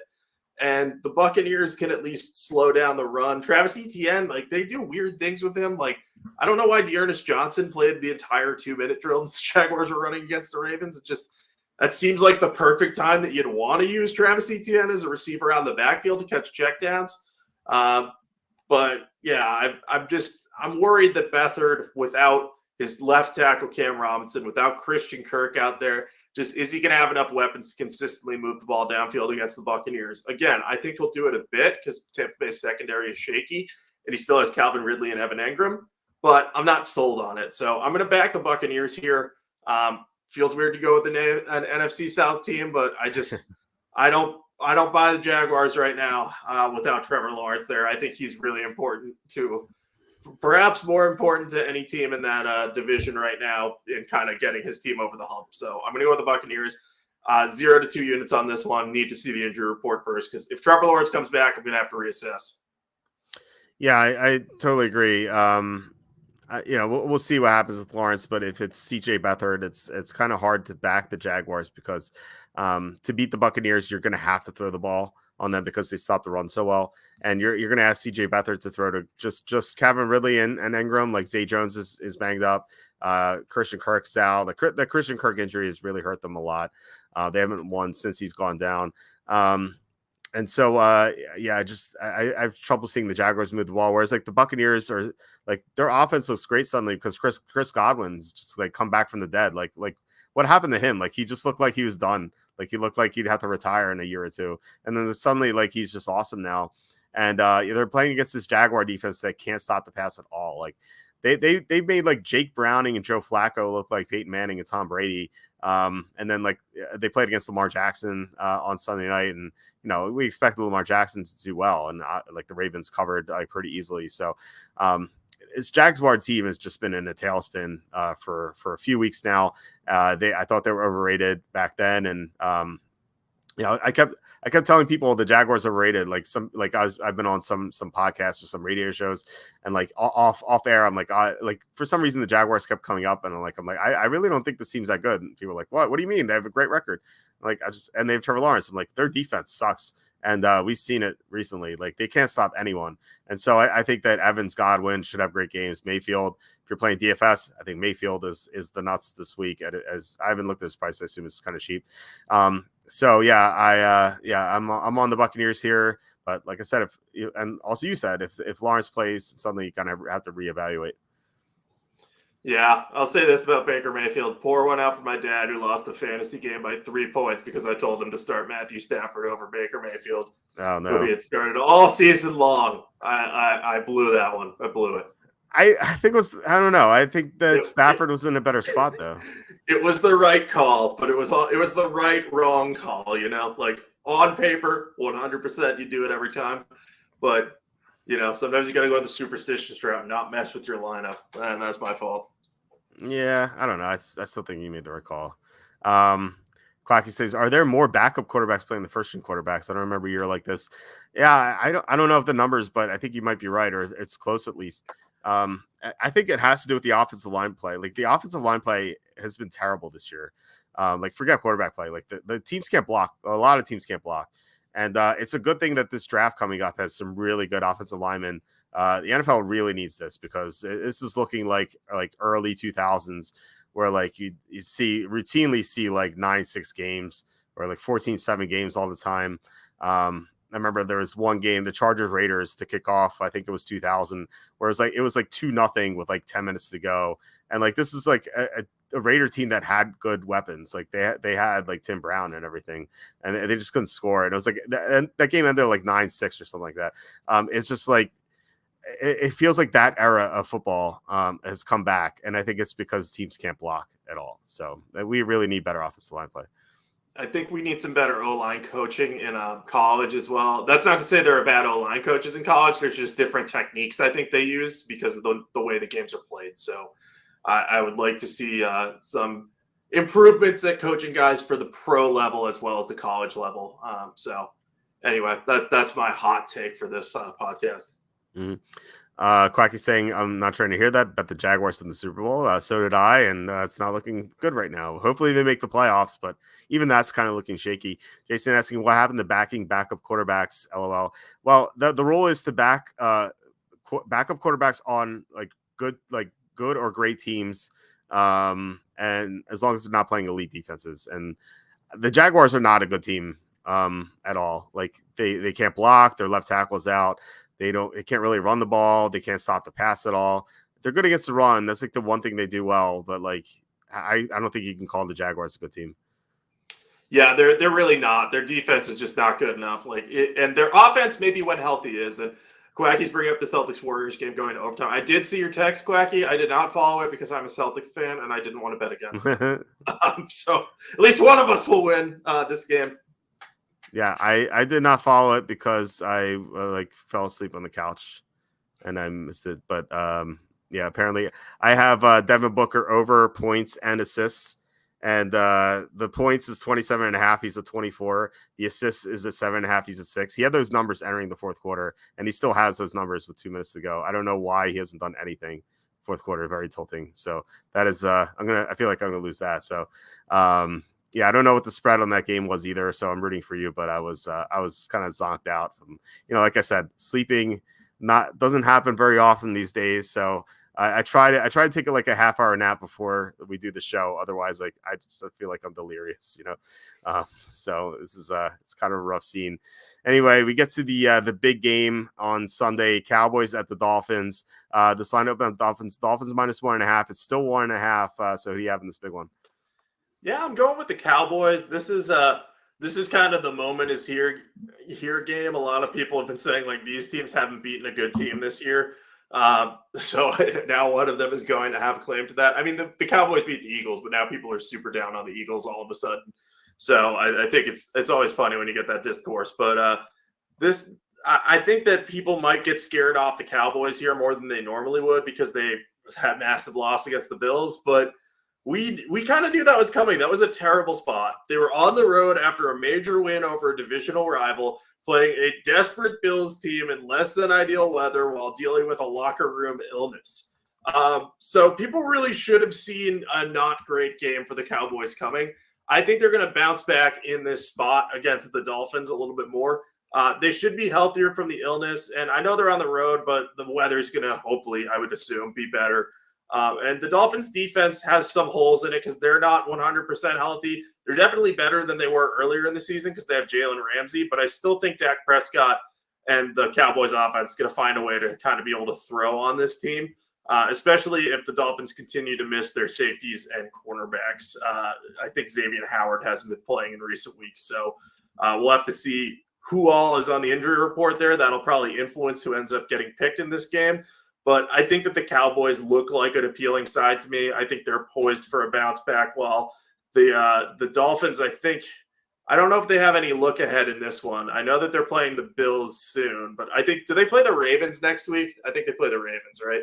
Yeah, I don't think they look past Dallas, though. Like, this is the marquee game of the week, Yeah, so I think that they probably don't look past that, but at the same time, they know in the back of their head it's important for them to win that game against the Ravens because if they're going to have any shot of getting the 1 seed, they do have to beat the Ravens. And if they want to guarantee they win the division, they have to beat the Bills. So I think it's a little weird where this is like the least important game left on their schedule, but they're not going to look past it either. So all that's to say, I like the Cowboys here. I want to see if Jonathan Hankins comes back, though, because if he doesn't return, this spot becomes a lot riskier because the Dolphins will be able to run on them a lot more, and that'll open things up for Tyreek Hill, who we'll see if he's 100% or not. I doubt it. But he could still do some damage. So I like the Cowboys here enough, but waiting on the injury report. So this is another 0 to 2 unit pick here. But feel free to tell me why I'm wrong and I should be on the Dolphins. No, I'm on Dallas. Same amount. Like, it's a low confidence play. Although, like, for me, Zach Martin is the big injury here because like Zach Martin went down early against the Bills, and like Dak Prescott's a quarterback who really needs everything around him to be perfect to play really well. And like as soon as Zach Martin went down, I don't know why I didn't think of this, but like I should have like I already had Buffalo for bet. I should have like doubled down on it because like I knew like the Cowboys just weren't going to do anything with Zach Martin out. But like it sounds like there's a chance that Zach Martin's going to play. Assuming he plays, I like Dallas here. Miami has a lot of injuries, and like that for some reason that didn't impact them last week. Like they still destroyed the Jets. That's just kind of like frustrating as like you spend so much time looking at injury reports and you see like half the starters are missing from Miami and like they still win by 30. But like I suspect that they're still going to have a lot of injuries here, especially on the offensive line. They're pretty banged up up front, and it's like a bad spot to be in against Dallas because like Dallas has an elite pass rush. So I feel like Dallas is going to get to Tua quite a bit here. And this may, for the Dolphins, it may look like that that offense that struggled against Tennessee in that Monday night game. Now, obviously, Tyreek Hill is going to play. Well, I shouldn't say obviously, but there's a good chance that Tyreek Hill comes back and he may be 100%. So that'll help. But then again, like maybe he's not 100% and he plays hurt and that'll hurt the Dolphins even further. So yeah, I'm right there with you on Dallas. Just like, I wish we were getting a better number here. Like, especially after that big Buffalo win, I thought like, hey, I saw this at -1.5 and then the Dolphins crushed the Jets and Dallas got clobbered. I thought we would see a -3, like maybe not, but like, I was like kind of wishful thinking. But the fact that like this hasn't moved at all, I think that says like Dallas is the right side because like it's so easy to take Miami here, coming out the big win, and Dallas just got embarrassed. I think this is like the sports books like begging people to take Miami here, and just not going to fall into that trap. Yeah, I agree with you. And I think they know that the closer they move this to Dallas +3, the Sharps might smash the Cowboys because I think that the Sharps are looking for reasons to fade the Dolphins because they haven't won against better teams. And Can't Make an Eagle's asking, do you think the Cowboys are a better team on grass? I don't know their grass turf splits. I know that they're better on turf, which is really like a home versus road split for them, I believe. I still think that they'll find a way to produce, and they're coming off of like a really embarrassing loss to the Bills. So I think that their motivation is going to be pretty high to bounce back. And Carter has a point. Yeah, the Dolphins might be more due to beat a good team or due to beat one eventually, but I don't know. I just don't like their matchup in this one. So we'll see what ends up happening here. Yeah, a lot of sentiment here. Dallas can't win on the road. They're not going to be able to win on the road until they do, and then like people are not going to talk about it. Like I remember the 2002 season, Tampa Bay, where they were like 0-31 in freezing temperatures. They went to the Eagles NFC Championship game and they won, and then no one talked about that ever again. Like it happens. I think Dallas can win on the road. I don't see why they can. It's not like they're traveling on the Oregon Trail and like they're trying to survive. Like they're just taking a flight down and playing in a stadium. They should be able to win on the road. I don't see why not. Anyway, yeah, Dallas mid on the road. You can see, yeah, like Dallas is not as good on the road, but like they certainly can win on the road for sure. All right, the other late afternoon game here is Cardinals at the Bears. This line opened up Bears -3, got smashed up to 4.5. So who do you like here? Yeah, I'm going to stick with the Bears here. Where this is another spot. We talked about this last week. The Bears were still playing at a higher level than people realize after the Montez Sweat trade. And I know they didn't win the game outright last week, and they got the push, and that's going to irk a lot of people. But that matchup against Cleveland, like Cleveland has a pretty good defense when Denzel Ward is healthy. Now they get to play the Cardinals, who don't have a defense at all, really, in a matchup that Justin Fields can really exploit with his legs because the Cardinals are terrible against the run. So Deontay Foreman, Roshan Johnson, Khalil Herbert, who hasn't had a good season, so maybe the first two are more likely to go off. But all those guys, in addition to Justin Fields, could run like crazy on this Cardinals defense. And the Cardinals are coming off a loss to the 49ers, and I kind of think that was the game left on their schedule that they cared the most about. And they didn't really fully show up in that game, but I think they really poured as much effort as they could because they kept that close in the first half before the 49ers kind of pulled away. So I'm a little confident that the Bears are going to be able to kind of get this Cardinals team, get after Kyler Murray with that improving defense. Montez Sweat should be able to, if not sack him, then completely contain him in the run game. And I just think the way the Bears match up in this game is just going to be a smash spot for Chicago. So I know this line's on the rise, but I think it's for a good reason. So I'm going to have at least 2 units on the Bears, maybe able to get up to 3 for this one. Yeah, I like the Bears quite a bit. I think this line is even short at 4.5. Like I actually made this 7, and the metrics think that 7.5 is the right number.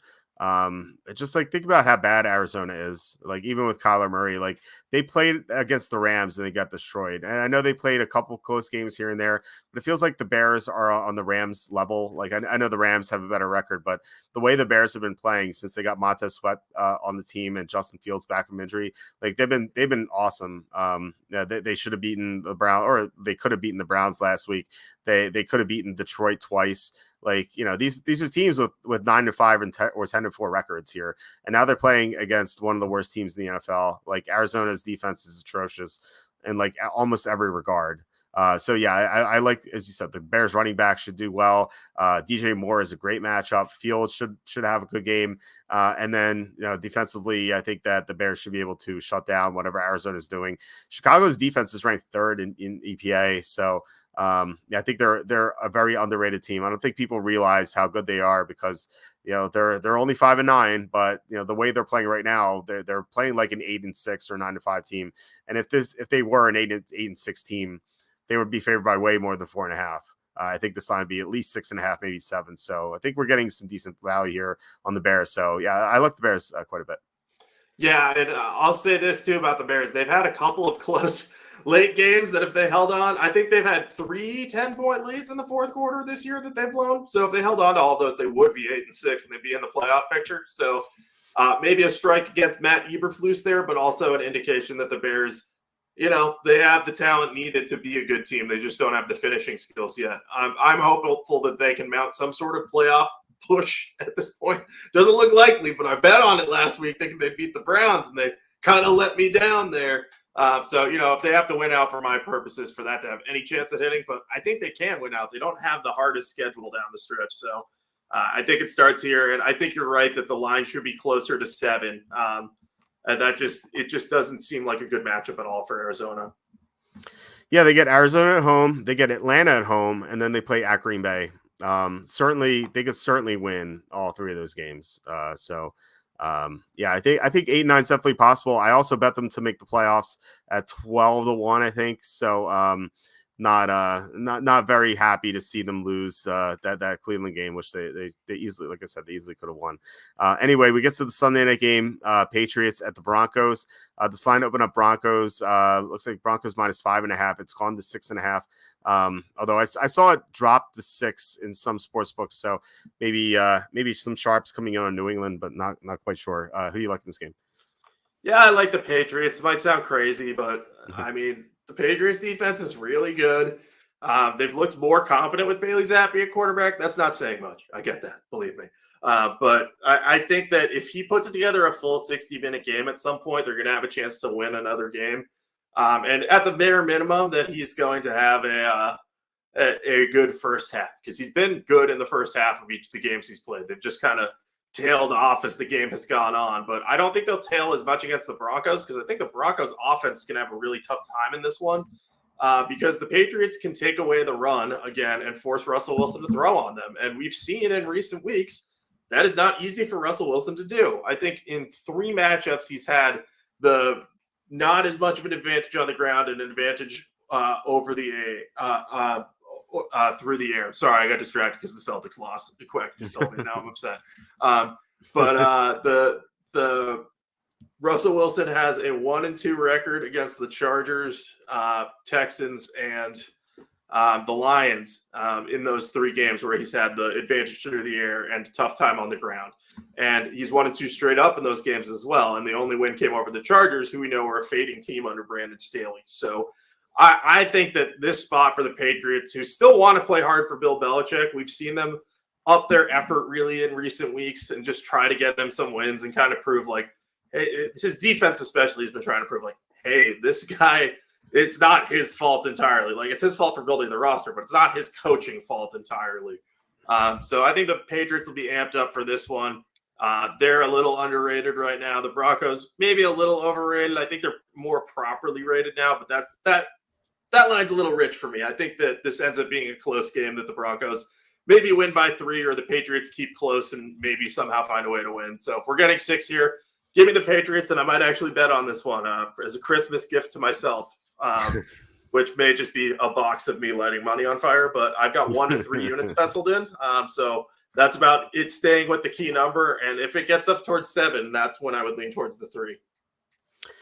Yeah, I think I like every podcast I listen to is like they're trying to guess who's going to be in the playoffs, and they look at Denver's schedule and like, oh, they'll beat the Patriots. They have that sort of conviction with this game, and yet this line's only 6.5. Like again, this seems like the sports books are like, hey, bet Denver, please. Like this number is like so low. I feel like they're just begging people to bet Denver, and like not even making the 7. I like the Patriots a lot. I think they match up really well against the Broncos. The same reason why I loved that Detroit against Denver last week. Denver's defense is like ranked highly, but like they have a lot of weaknesses. Like they're really weak against the run. They allow the most rushing yards in the NFL this year, and they're also terrible against tight ends. And we saw Detroit attack them with Jahmyr Gibbs and also Sam Laporta. And like here, the Patriots love to run the ball with Ezekiel Elliott, who's like had this like renaissance here, kind of unexpectedly, but like replacing Ramondre Stevenson, even in that Germany game, he looked good, and like he's looked good the past 2 weeks. So I think he should run well. And then Bailey Zappi has this connection going with Hunter Henry, and so like you have Hunter Henry going against this horrible Denver tight end defense.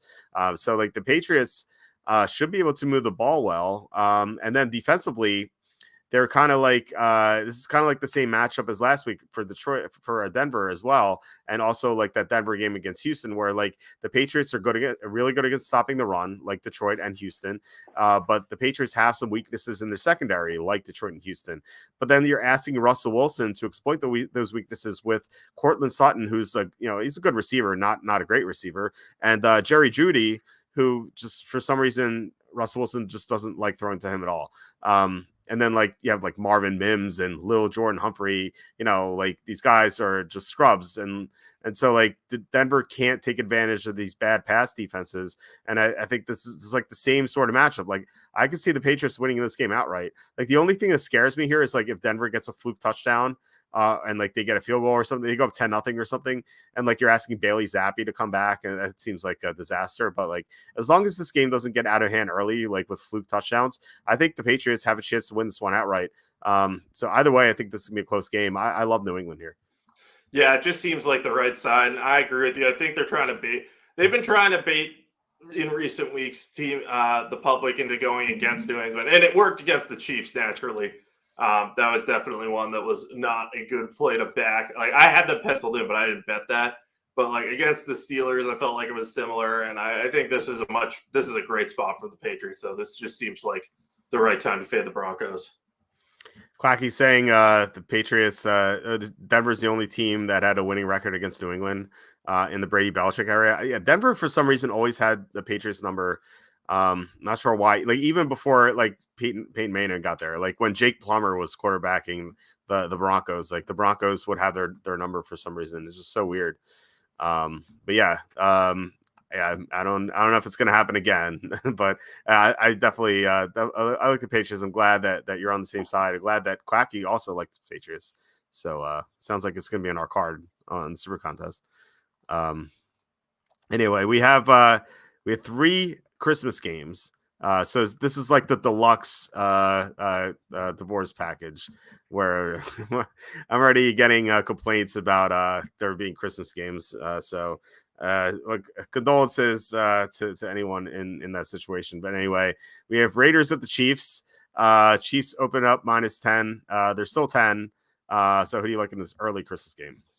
Yeah, let's just tell everyone next year there's a leap year, so Christmas is going to be on Wednesday. Yep. So that's going to be a beautiful thing for us because we are not going to have to deal with games on Christmas. But yeah, we got 3 this year. I like the Raiders in this spot, and this is going back to the well in the wrong scenario, but we thought that the Raiders were going to have their Super Bowl effort against the Chiefs a few weeks ago, and they started it out well, and then they kind of faded completely. But Max Crosby wasn't healthy for that game entirely. I think he tried to play through it, but he just wasn't himself. And the Chiefs eventually scored a lot on the Raiders. I think that this time the Raiders managed to keep it closer. They don't fade as much late. And this isn't like freaking out about the 63 points they scored on the Chargers. I don't think that matters. It's more about the extra time to prepare and the motivation for the Raiders to get like, hey, we just had a signature win for Antonio Pierce.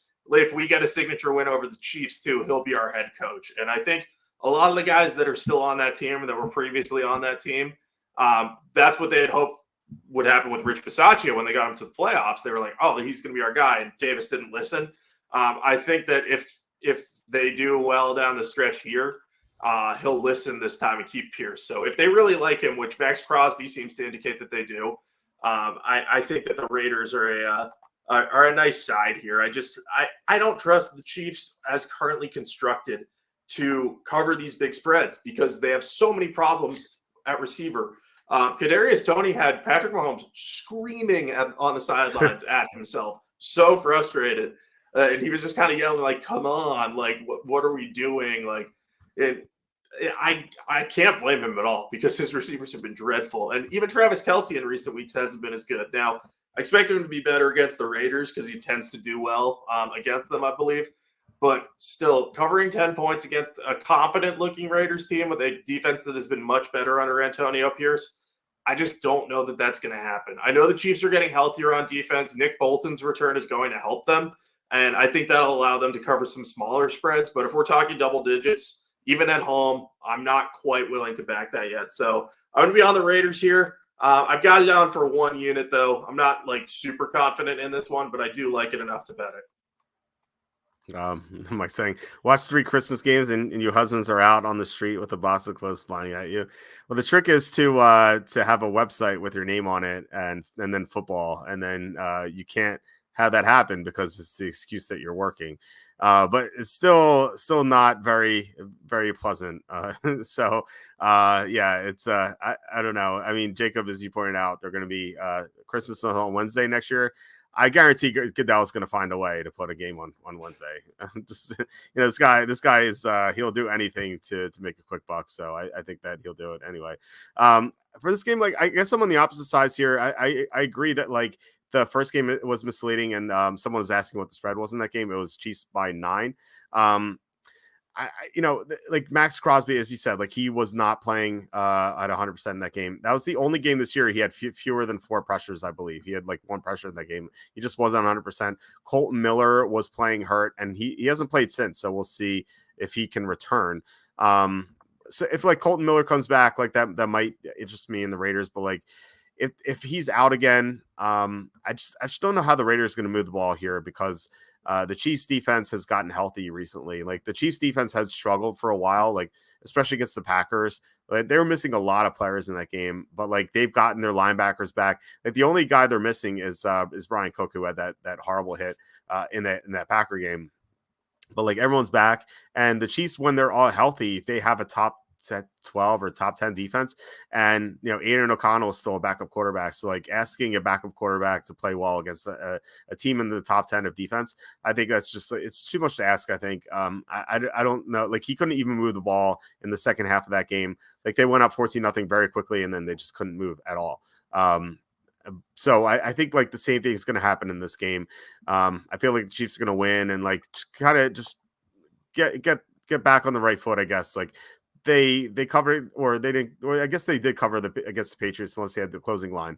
But I think they could do that again. I think they can win by like 2 touchdowns or something. It's not a confident game at all for me because I think the line is just a little too high. But I feel like that's like it's uncomfortable enough to like keep the people off the Chiefs and kind of like entice the public to take the Raiders, I guess, because the Chiefs haven't been playing that well. But I think one of these weeks the Chiefs could kind of start clicking.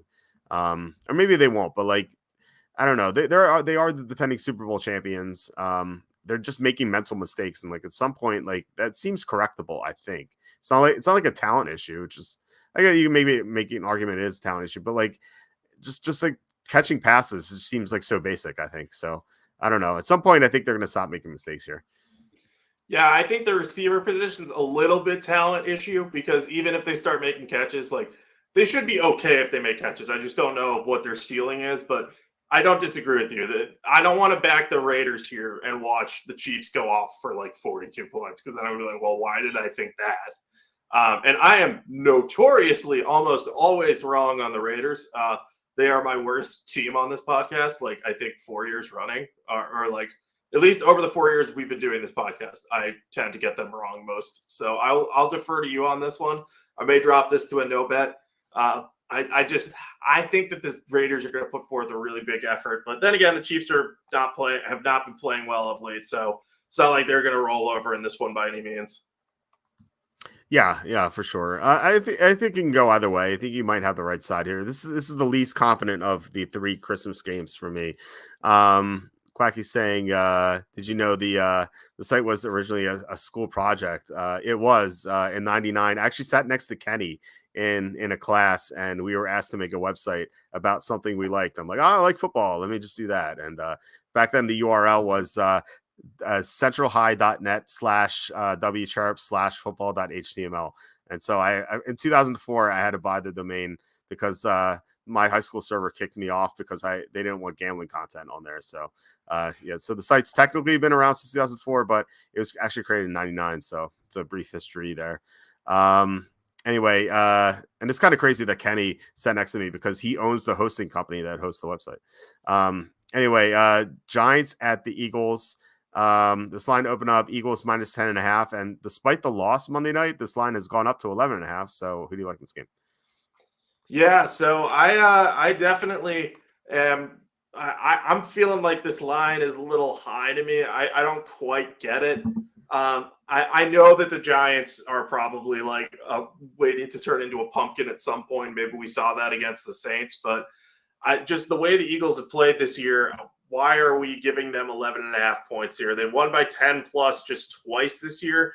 Game against the Buccaneers and the Dolphins, and both of those teams had some pretty big defensive issues at the time. I'm not saying that the Giants don't have holes on defense, but they've also been kind of week to week. You never know what you're going to get from them, so you could get a strong defensive effort that maybe they could tame Jalen Hurts.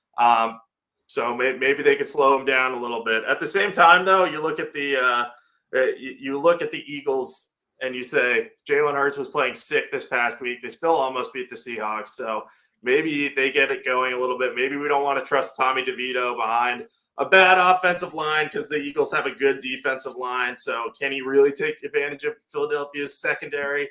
I don't know, but I still think that he can do enough to keep this within 10.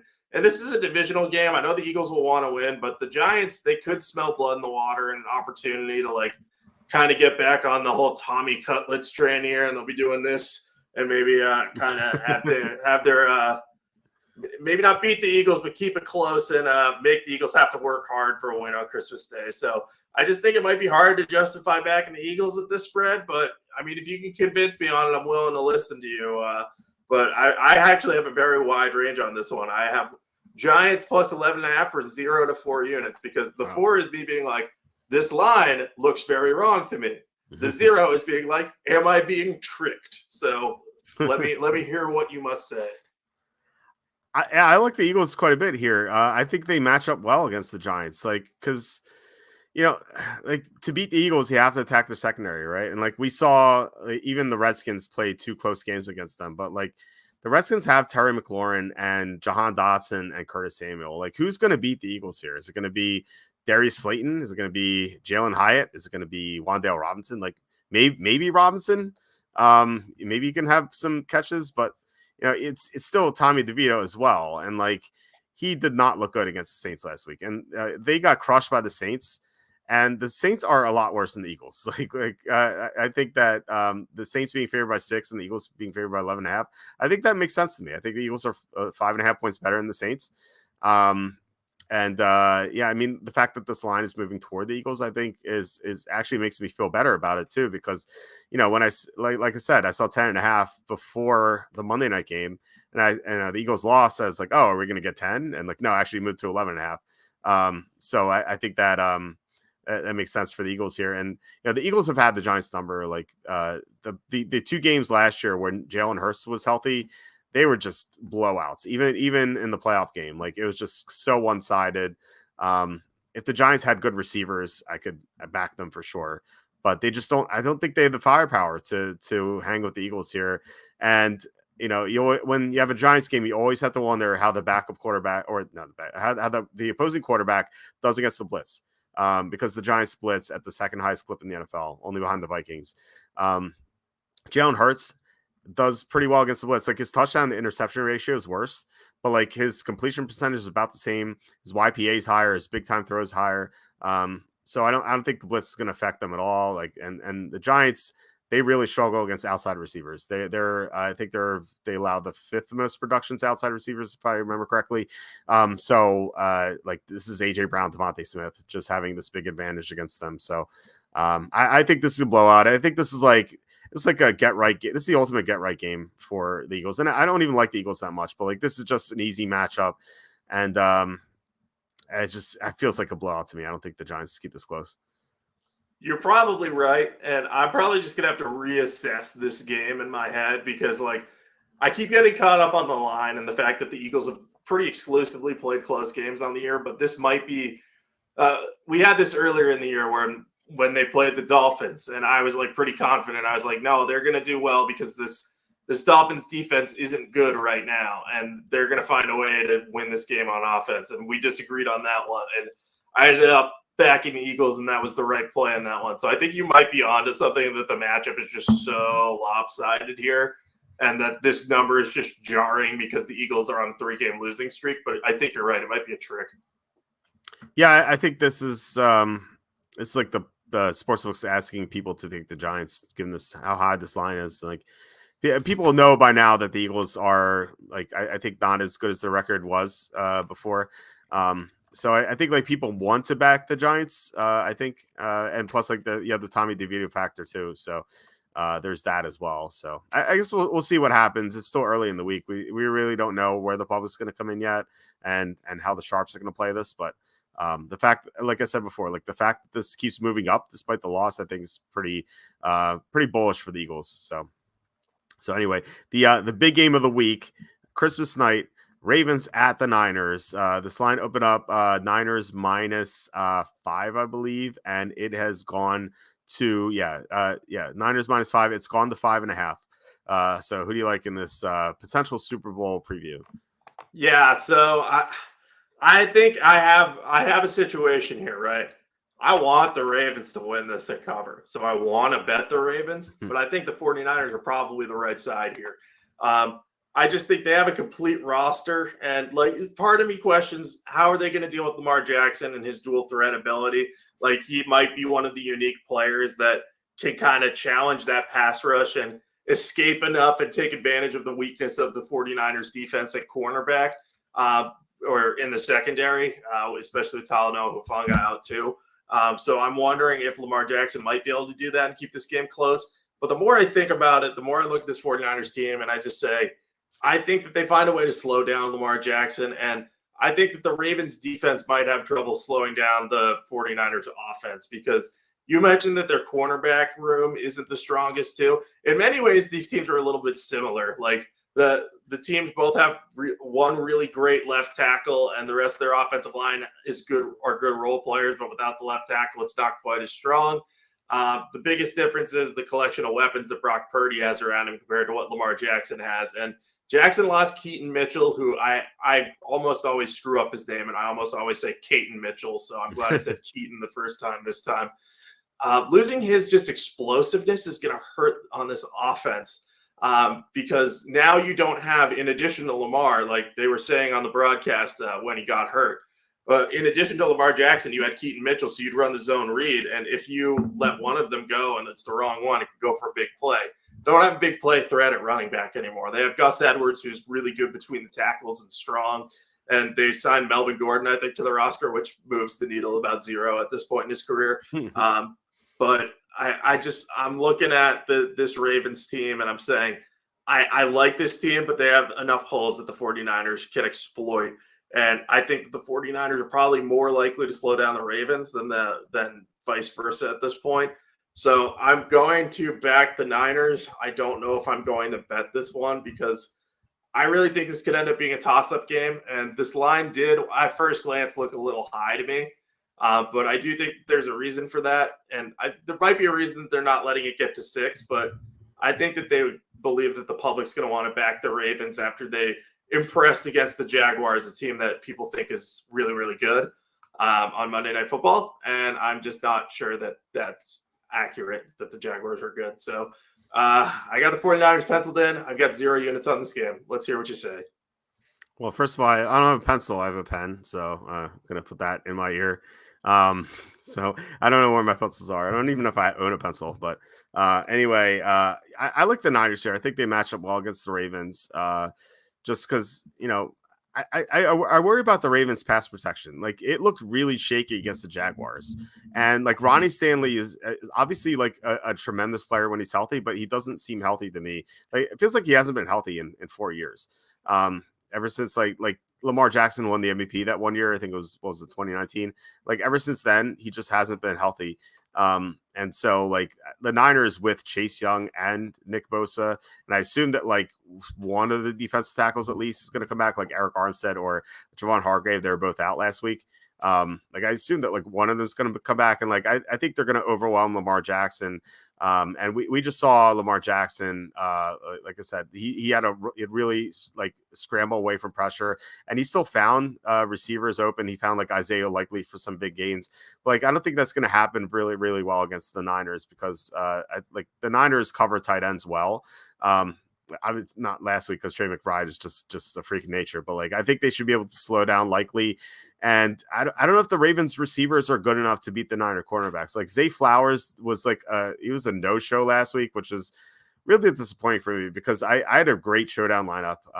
And like I had Zay Flowers in there. He's like the only laggard there, and like I still like cash like pretty well. And like if Zay Flowers had hit his potential, like I think I may have won. But like anyway, like so he was a no-show. Odell Beckham disappeared after playing well that one game 2 weeks ago. I just don't know what to make of these Raven receivers. Like they have some potential of Flowers, and Beckham is like sometimes he plays well, sometimes he just like doesn't appear at, like anywhere. So like I like if they had better receivers, I'd be more comfortable here. If they had Mark Andrews, I'd feel comfortable that maybe that he could beat the linebackers for the 49ers, but I don't think Likely can do that exactly. So I like the Niner defense to kind of dominate Baltimore. And then like on the other side, like Baltimore's corners haven't really been tested recently, like because Baltimore gets tons of pressure on the quarterback, but yeah, the Niners offensive line, as you said, is pretty tremendous. They only have like one weakness really, and like Trent Williams is amazing. So I think that Brock Purdy is going to have plenty of time to beat those Baltimore cornerbacks, and I think that Brandon Ayuk and Deebo Samuel. It seems pretty easy, and like it's not like the Ravens can even focus on those guys because you have Christian McCaffrey, and I think the Niners are a complete team, and I don't think the Ravens are as good as the record indicates. I think that it's kind of telling too that this line's 5.5. Like you'd expect like 11-3 team versus 11-3 team. Like this line should be like 3 or 3.5 or even 2.5. It's like no, this line's 5.5. Like this is like I think it's just like really trying to entice the public to take the Ravens here. I think the Niners are the right side. I think the Niners win this one pretty comfortably. Yeah, I agree. This strikes me as what someone said in the chat. What Quacky said in the chat. He said, this seems like a spot where I really want the 49ers to lose, but deep down I know they won't. That's exactly what this feels like to me. And I think what it boils down to, too, right now we're having like the MVP discussion. And it's the most interesting MVP debate in a long time because so many quarterbacks have gotten hurt. And really, there weren't guys putting up monster numbers the whole season outside of Brock Purdy. And the big debate has now become, is Brock Purdy the MVP? And it depends on how you define the award. If you're going based solely off of stats and statistical achievements, then yes, he is. But if you're going off of, hey, if we took Mac Jones and put him at quarterback of every team in the league who has the most valuable quarterback at this position, chances are it wouldn't be Brock Purdy that ends up being the choice there. In that circumstance, meaning like if you took him off the 49ers, they might still be a playoff team. So it's tough when you look at it from that perspective versus the statistical achievement. So I think a lot of people deep down are like, we want Brock Purdy to struggle in this matchup so we can justify giving MVP to someone else. But I think the 49ers end up winning, and I think that will bolster MVP case for Purdy, though McCaffrey could close the gap. It's going to be interesting to see how it plays out. How's it not McCaffrey? I feel like with like all these quarterbacks being like kind of shaky, like McCaffrey is like the one constant force, and like he does everything in the Niners offense. Like I think it's a no-brainer McCaffrey, to be honest. I don't know, but I don't know if they're going to give it to a running back, but like Before Dak laid an egg last week, I was kind of like, it should be Dak Prescott if it's going to be a quarterback because he means the most to the team. He's putting up the numbers, and like as he had elevated his play, the Cowboys were on track to win the NFC. But then the game against the Bills happened, and you're like, oh yeah, that's right. He doesn't exactly do that. So I would probably, I'm going to reveal who my MVP pick would actually be if I have to pick a 49er on Christmas Day in an article that I'm working on.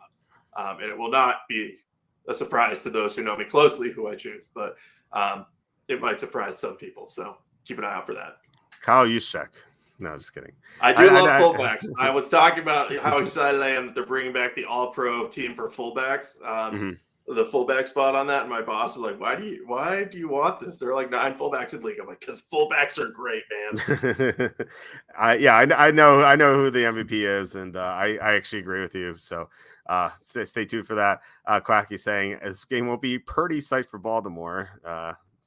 Quacky on fire with these puns here tonight. So all right, so we have Survivor, which doesn't mean anything because we both lost multiple games, and teaser, which is more exciting, I guess. We hit the teaser last week. We had Vikings and Bears, both +9, so they both hit. Survivor is, I don't even know, I'm not going to list these teams. If you're watching YouTube, you can read it. If you're listening on iTunes, you probably don't care about Survivor at this point. So these are your teams. I'll give you a chance to screenshot that or something so you can maybe kind of figure out who you want to take. For me, I have an article on the site about Survivor if you're still in it. I have the Eagles available still, and they're an obvious choice against the Giants, but the Eagles have Giants, Cardinals, Giants to close out the year. You can take them at any point you want. So I am not taking the Eagles this time because if you take the Eagles now in week 18, there is really no option unless you go like one of the Patriots or Jets sides. And like, that's kind of, I don't know, it's kind of risky there. So, as I stick my pen back in my ear, I'm going to take the Bears. The line's only 4.5, but like I said before, it should be a lot higher. Arizona kind of sucks. The Bears are playing such great football right now. So my plan is to take the Bears. Then week 17, I think it's, if I remember correctly, it's the Broncos. I can pull that up in a second.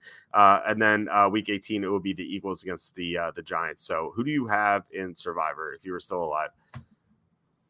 I will probably be taking the Rams. I don't think I've picked them yet because I think I purposely didn't pick them last week because you picked them, and I like to give alternate picks to you. And what usually ends up happening is we go back-to-back weeks and we kind of inverse the teams we select. That's just weirdly how it's happened, and it's happening again because I picked the Bears last week.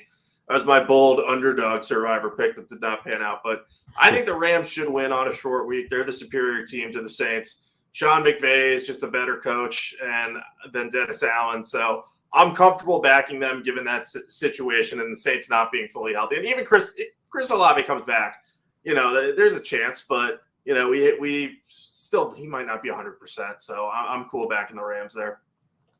Yeah, I like that pick. If you have the Rams available, I think they're worth a shot for sure. It'd be ideal, like you said, if Olave's out, but even if he's in, I still like it.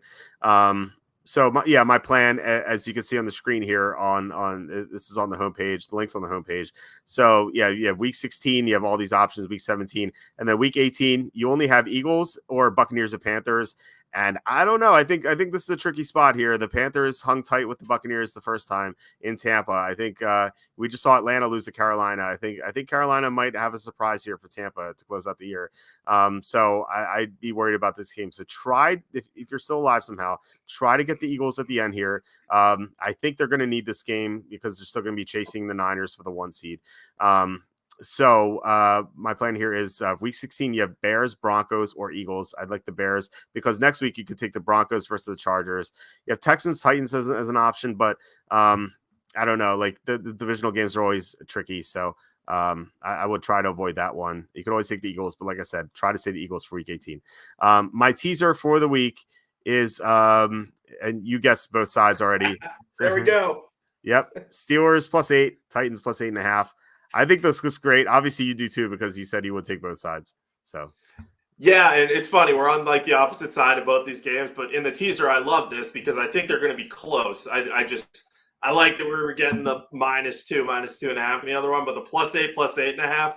I think I like this better than betting on the outright favorites. So I might do this and then ignore the games after that and just be like, all right, I'm good. Yeah. Yeah, it's nice to get all the key numbers in these and like, I like, but both coaches tend to keep these games close. Quacky says you've heard of Quacky's Corner. Now get ready for Jacob's Journal. What do you got for us, Jacob? We even got like a fancy graphic, Jacob's Journal. Oh, there we go. That's what we need. I love all the exclamation points. That really, really, well, I was going to say punctuates it, but that is actually literally what it does. So I know. Yeah. I don't know. I mean, this is not fun. So, Quacky say, question about teasers. Why only take teams that you get the key numbers? If you take a team at +7, why hesitate to tease them at 2 +13? Asking for a friend who's on the show Thursday nights. LOL. So the point of teaser is to get the key numbers. That's the only point, because, like, for example, if you can get +3.5, you can tease it. Obviously, you can tease it up to 9.5, but the way it works mathematically is that, like, you don't get an advantage only getting the key numbers of 6 and 7, because games land on 3, 6, and 7 so often that it just, like, for teasers, like, it only makes sense to take to tease games where you get those 3 key numbers, and sometimes you can't get those numbers. Like, for example, the Steelers +2, right? You would love to get Steelers +3, but you can't. But like, this is like, that is a way to get Steelers +3. And games land on 3. We have the link on the homepage too. Like, I'll try to pull it up as I'm talking. Games land on 3, I think, like 17% of the time. So like, that is so like that, it's so frequent that you have to try to get that. Yeah, so here we have NFL margin of victory and point spreads. So if you look at, like, look, 3, and generally these are overall 14.89% of the time. But if you look at, like, lower spread results, like games line 0 to 2.5 points, 3 hits 15.56% of the time, 6 hits 6.85% of the time, 7 hits 10.37% of the time. Like, imagine, like, getting all those percentages just makes it like logical to take the teaser if you get 3, 6, and 7. Whereas if you go, like, in your example, if you go 7 to 13, like, what percentages are you getting here? Let's go to games line 6 to 7. You're not even getting set, because your example was 7 to 13. So you're not even getting this 10.09. So you're getting a 3.7, you're getting 1.1, 4.61, 2.02, 1.71, 1.15. Like, those don't even come close to adding up to the 3, 6, and 7s from earlier. Like, so you're just doing the math here. It just, like, it only makes sense to go to have a teaser where you get 3, 6, and 7. If you don't do that, you're just betting, like, a losing proposition for the long term. Like, yeah, you might win, like, here and there, but, like, long term, you're going to lose. And I think, like, you can even do it on Killer Sports. Like, you can type it up, and, like, they'll have, like, the teaser percentages. Like, the only way you'll get a winning percentage, like ROI, is if you bet a teaser getting 3, 6, and 7. yeah, and I think what it just boils down to is you're getting value by going through the key numbers. Like, that's the simplest way to look at it. And, like, logistically, like the example you gave, Quacky, with going from +7 to +13. Yeah, you're getting a better spread, but you're sacrificing the VIG too, because you're teasing it with something else that it now becomes dependent on, and you're getting it down to usually -120 VIG, I think, depending on where you end up. So that's part of it too. So you're better off just saying, all right, I'm getting the +7, I'm getting the key numbers, I'm just going to bet this. And if you land in the, like, percentage of numbers where this is going to, where you end up not covering that, then oh well. But at least you're not depending on multiple outcomes that are only, like, slightly higher percentage chance, like, that aren't significantly improving your chances of getting both bets. Yeah, for sure. It's tough to nail both bets. Like, you need those 3, 6, and 7s. So Reddit says, I'm not sure that Walt's friend John Capricotti would agree with Walt's teaser assessment. I love my most recent interaction with him, as, like, I was like trying to get the 14 instead of 13.5. And he's like, oh, you're shopping around for 14. And like someone else replied, they're like, well, it lands on 14, 55% of the time. And he's like, only Walt will care about 5%. I'm like, 5%. It's like a big advantage, like for any gambling thing. Like imagine handicapping something at 50% versus 55%. Like you're gonna make so much more money. Like it's just like only he would be like this miss a 5% betting edge, you know? Yeah, if you realistically look too at like betting specifically, like the ceiling of people making picks, like maybe there are some people who pick at a 70% rate, but I feel like most results in here, people are going to be picking between 40 and 60% of the games right. So 5% within there is actually a lot more than you'd think, you know? Yeah, seriously. This guy is truly a work of art. Like I love the interaction we had where like I was like I said this before. I'm like it's only a matter of time before a sportsbook manager contacts me for your info. Like no joke, 5 minutes later, the Circa sportsbook manager is like, hey, can we have this guy's info? We would love to have him as a client. This is such a good timing. I was laughing so hard. But anyway, that is it for this episode. Do you have anything to plug, Jacob? Yeah, you can follow me on Twitter at Jacob Camenker. I'll tweet out my favorite picks of the week. Usually all the standalone games. Christmas might get a little weird. I don't know which ones I'll be around to tweet for that. But rest assured, I will do my best there. I also have a breakdown of Matt Patricia's defensive breakdown against the Seahawks on that last meaningful defensive snap over at sportingnews.com, kind of looking at what he called and why it wasn't the right time to put James Bradbury in single coverage against a young, fast receiver in man coverage. So feel free to check that out over there. It's over on my Twitter page too. If you've got any questions for me, just feel free to send them my way on Twitter. And if I see them, I will respond to them. And yeah, hope you guys all have a happy holiday season. I'll be back in action hopefully next week. And yeah, let's have a good weekend. Let's enjoy these games. Yeah, for sure. Thanks for everyone for watching and commenting. Really appreciate it. We'll be back tomorrow with Kenny. I assume we're going to be back tomorrow. I haven't checked with him, but he didn't tell me otherwise. So either way, we're going to have a DFS show tomorrow with Kenny.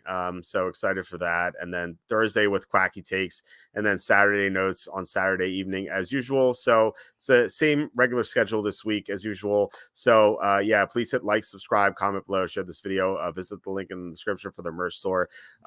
So yeah, looking forward to the rest of the episodes this week. And as always, Jacob, loved doing the Tuesday show with you. It's always great to get this first look at the picks coming up. And yeah, hopefully we have a great week. I hope everyone has as good luck with their bets. And to echo what Jacob says, Merry Christmas and Happy Holidays to everyone.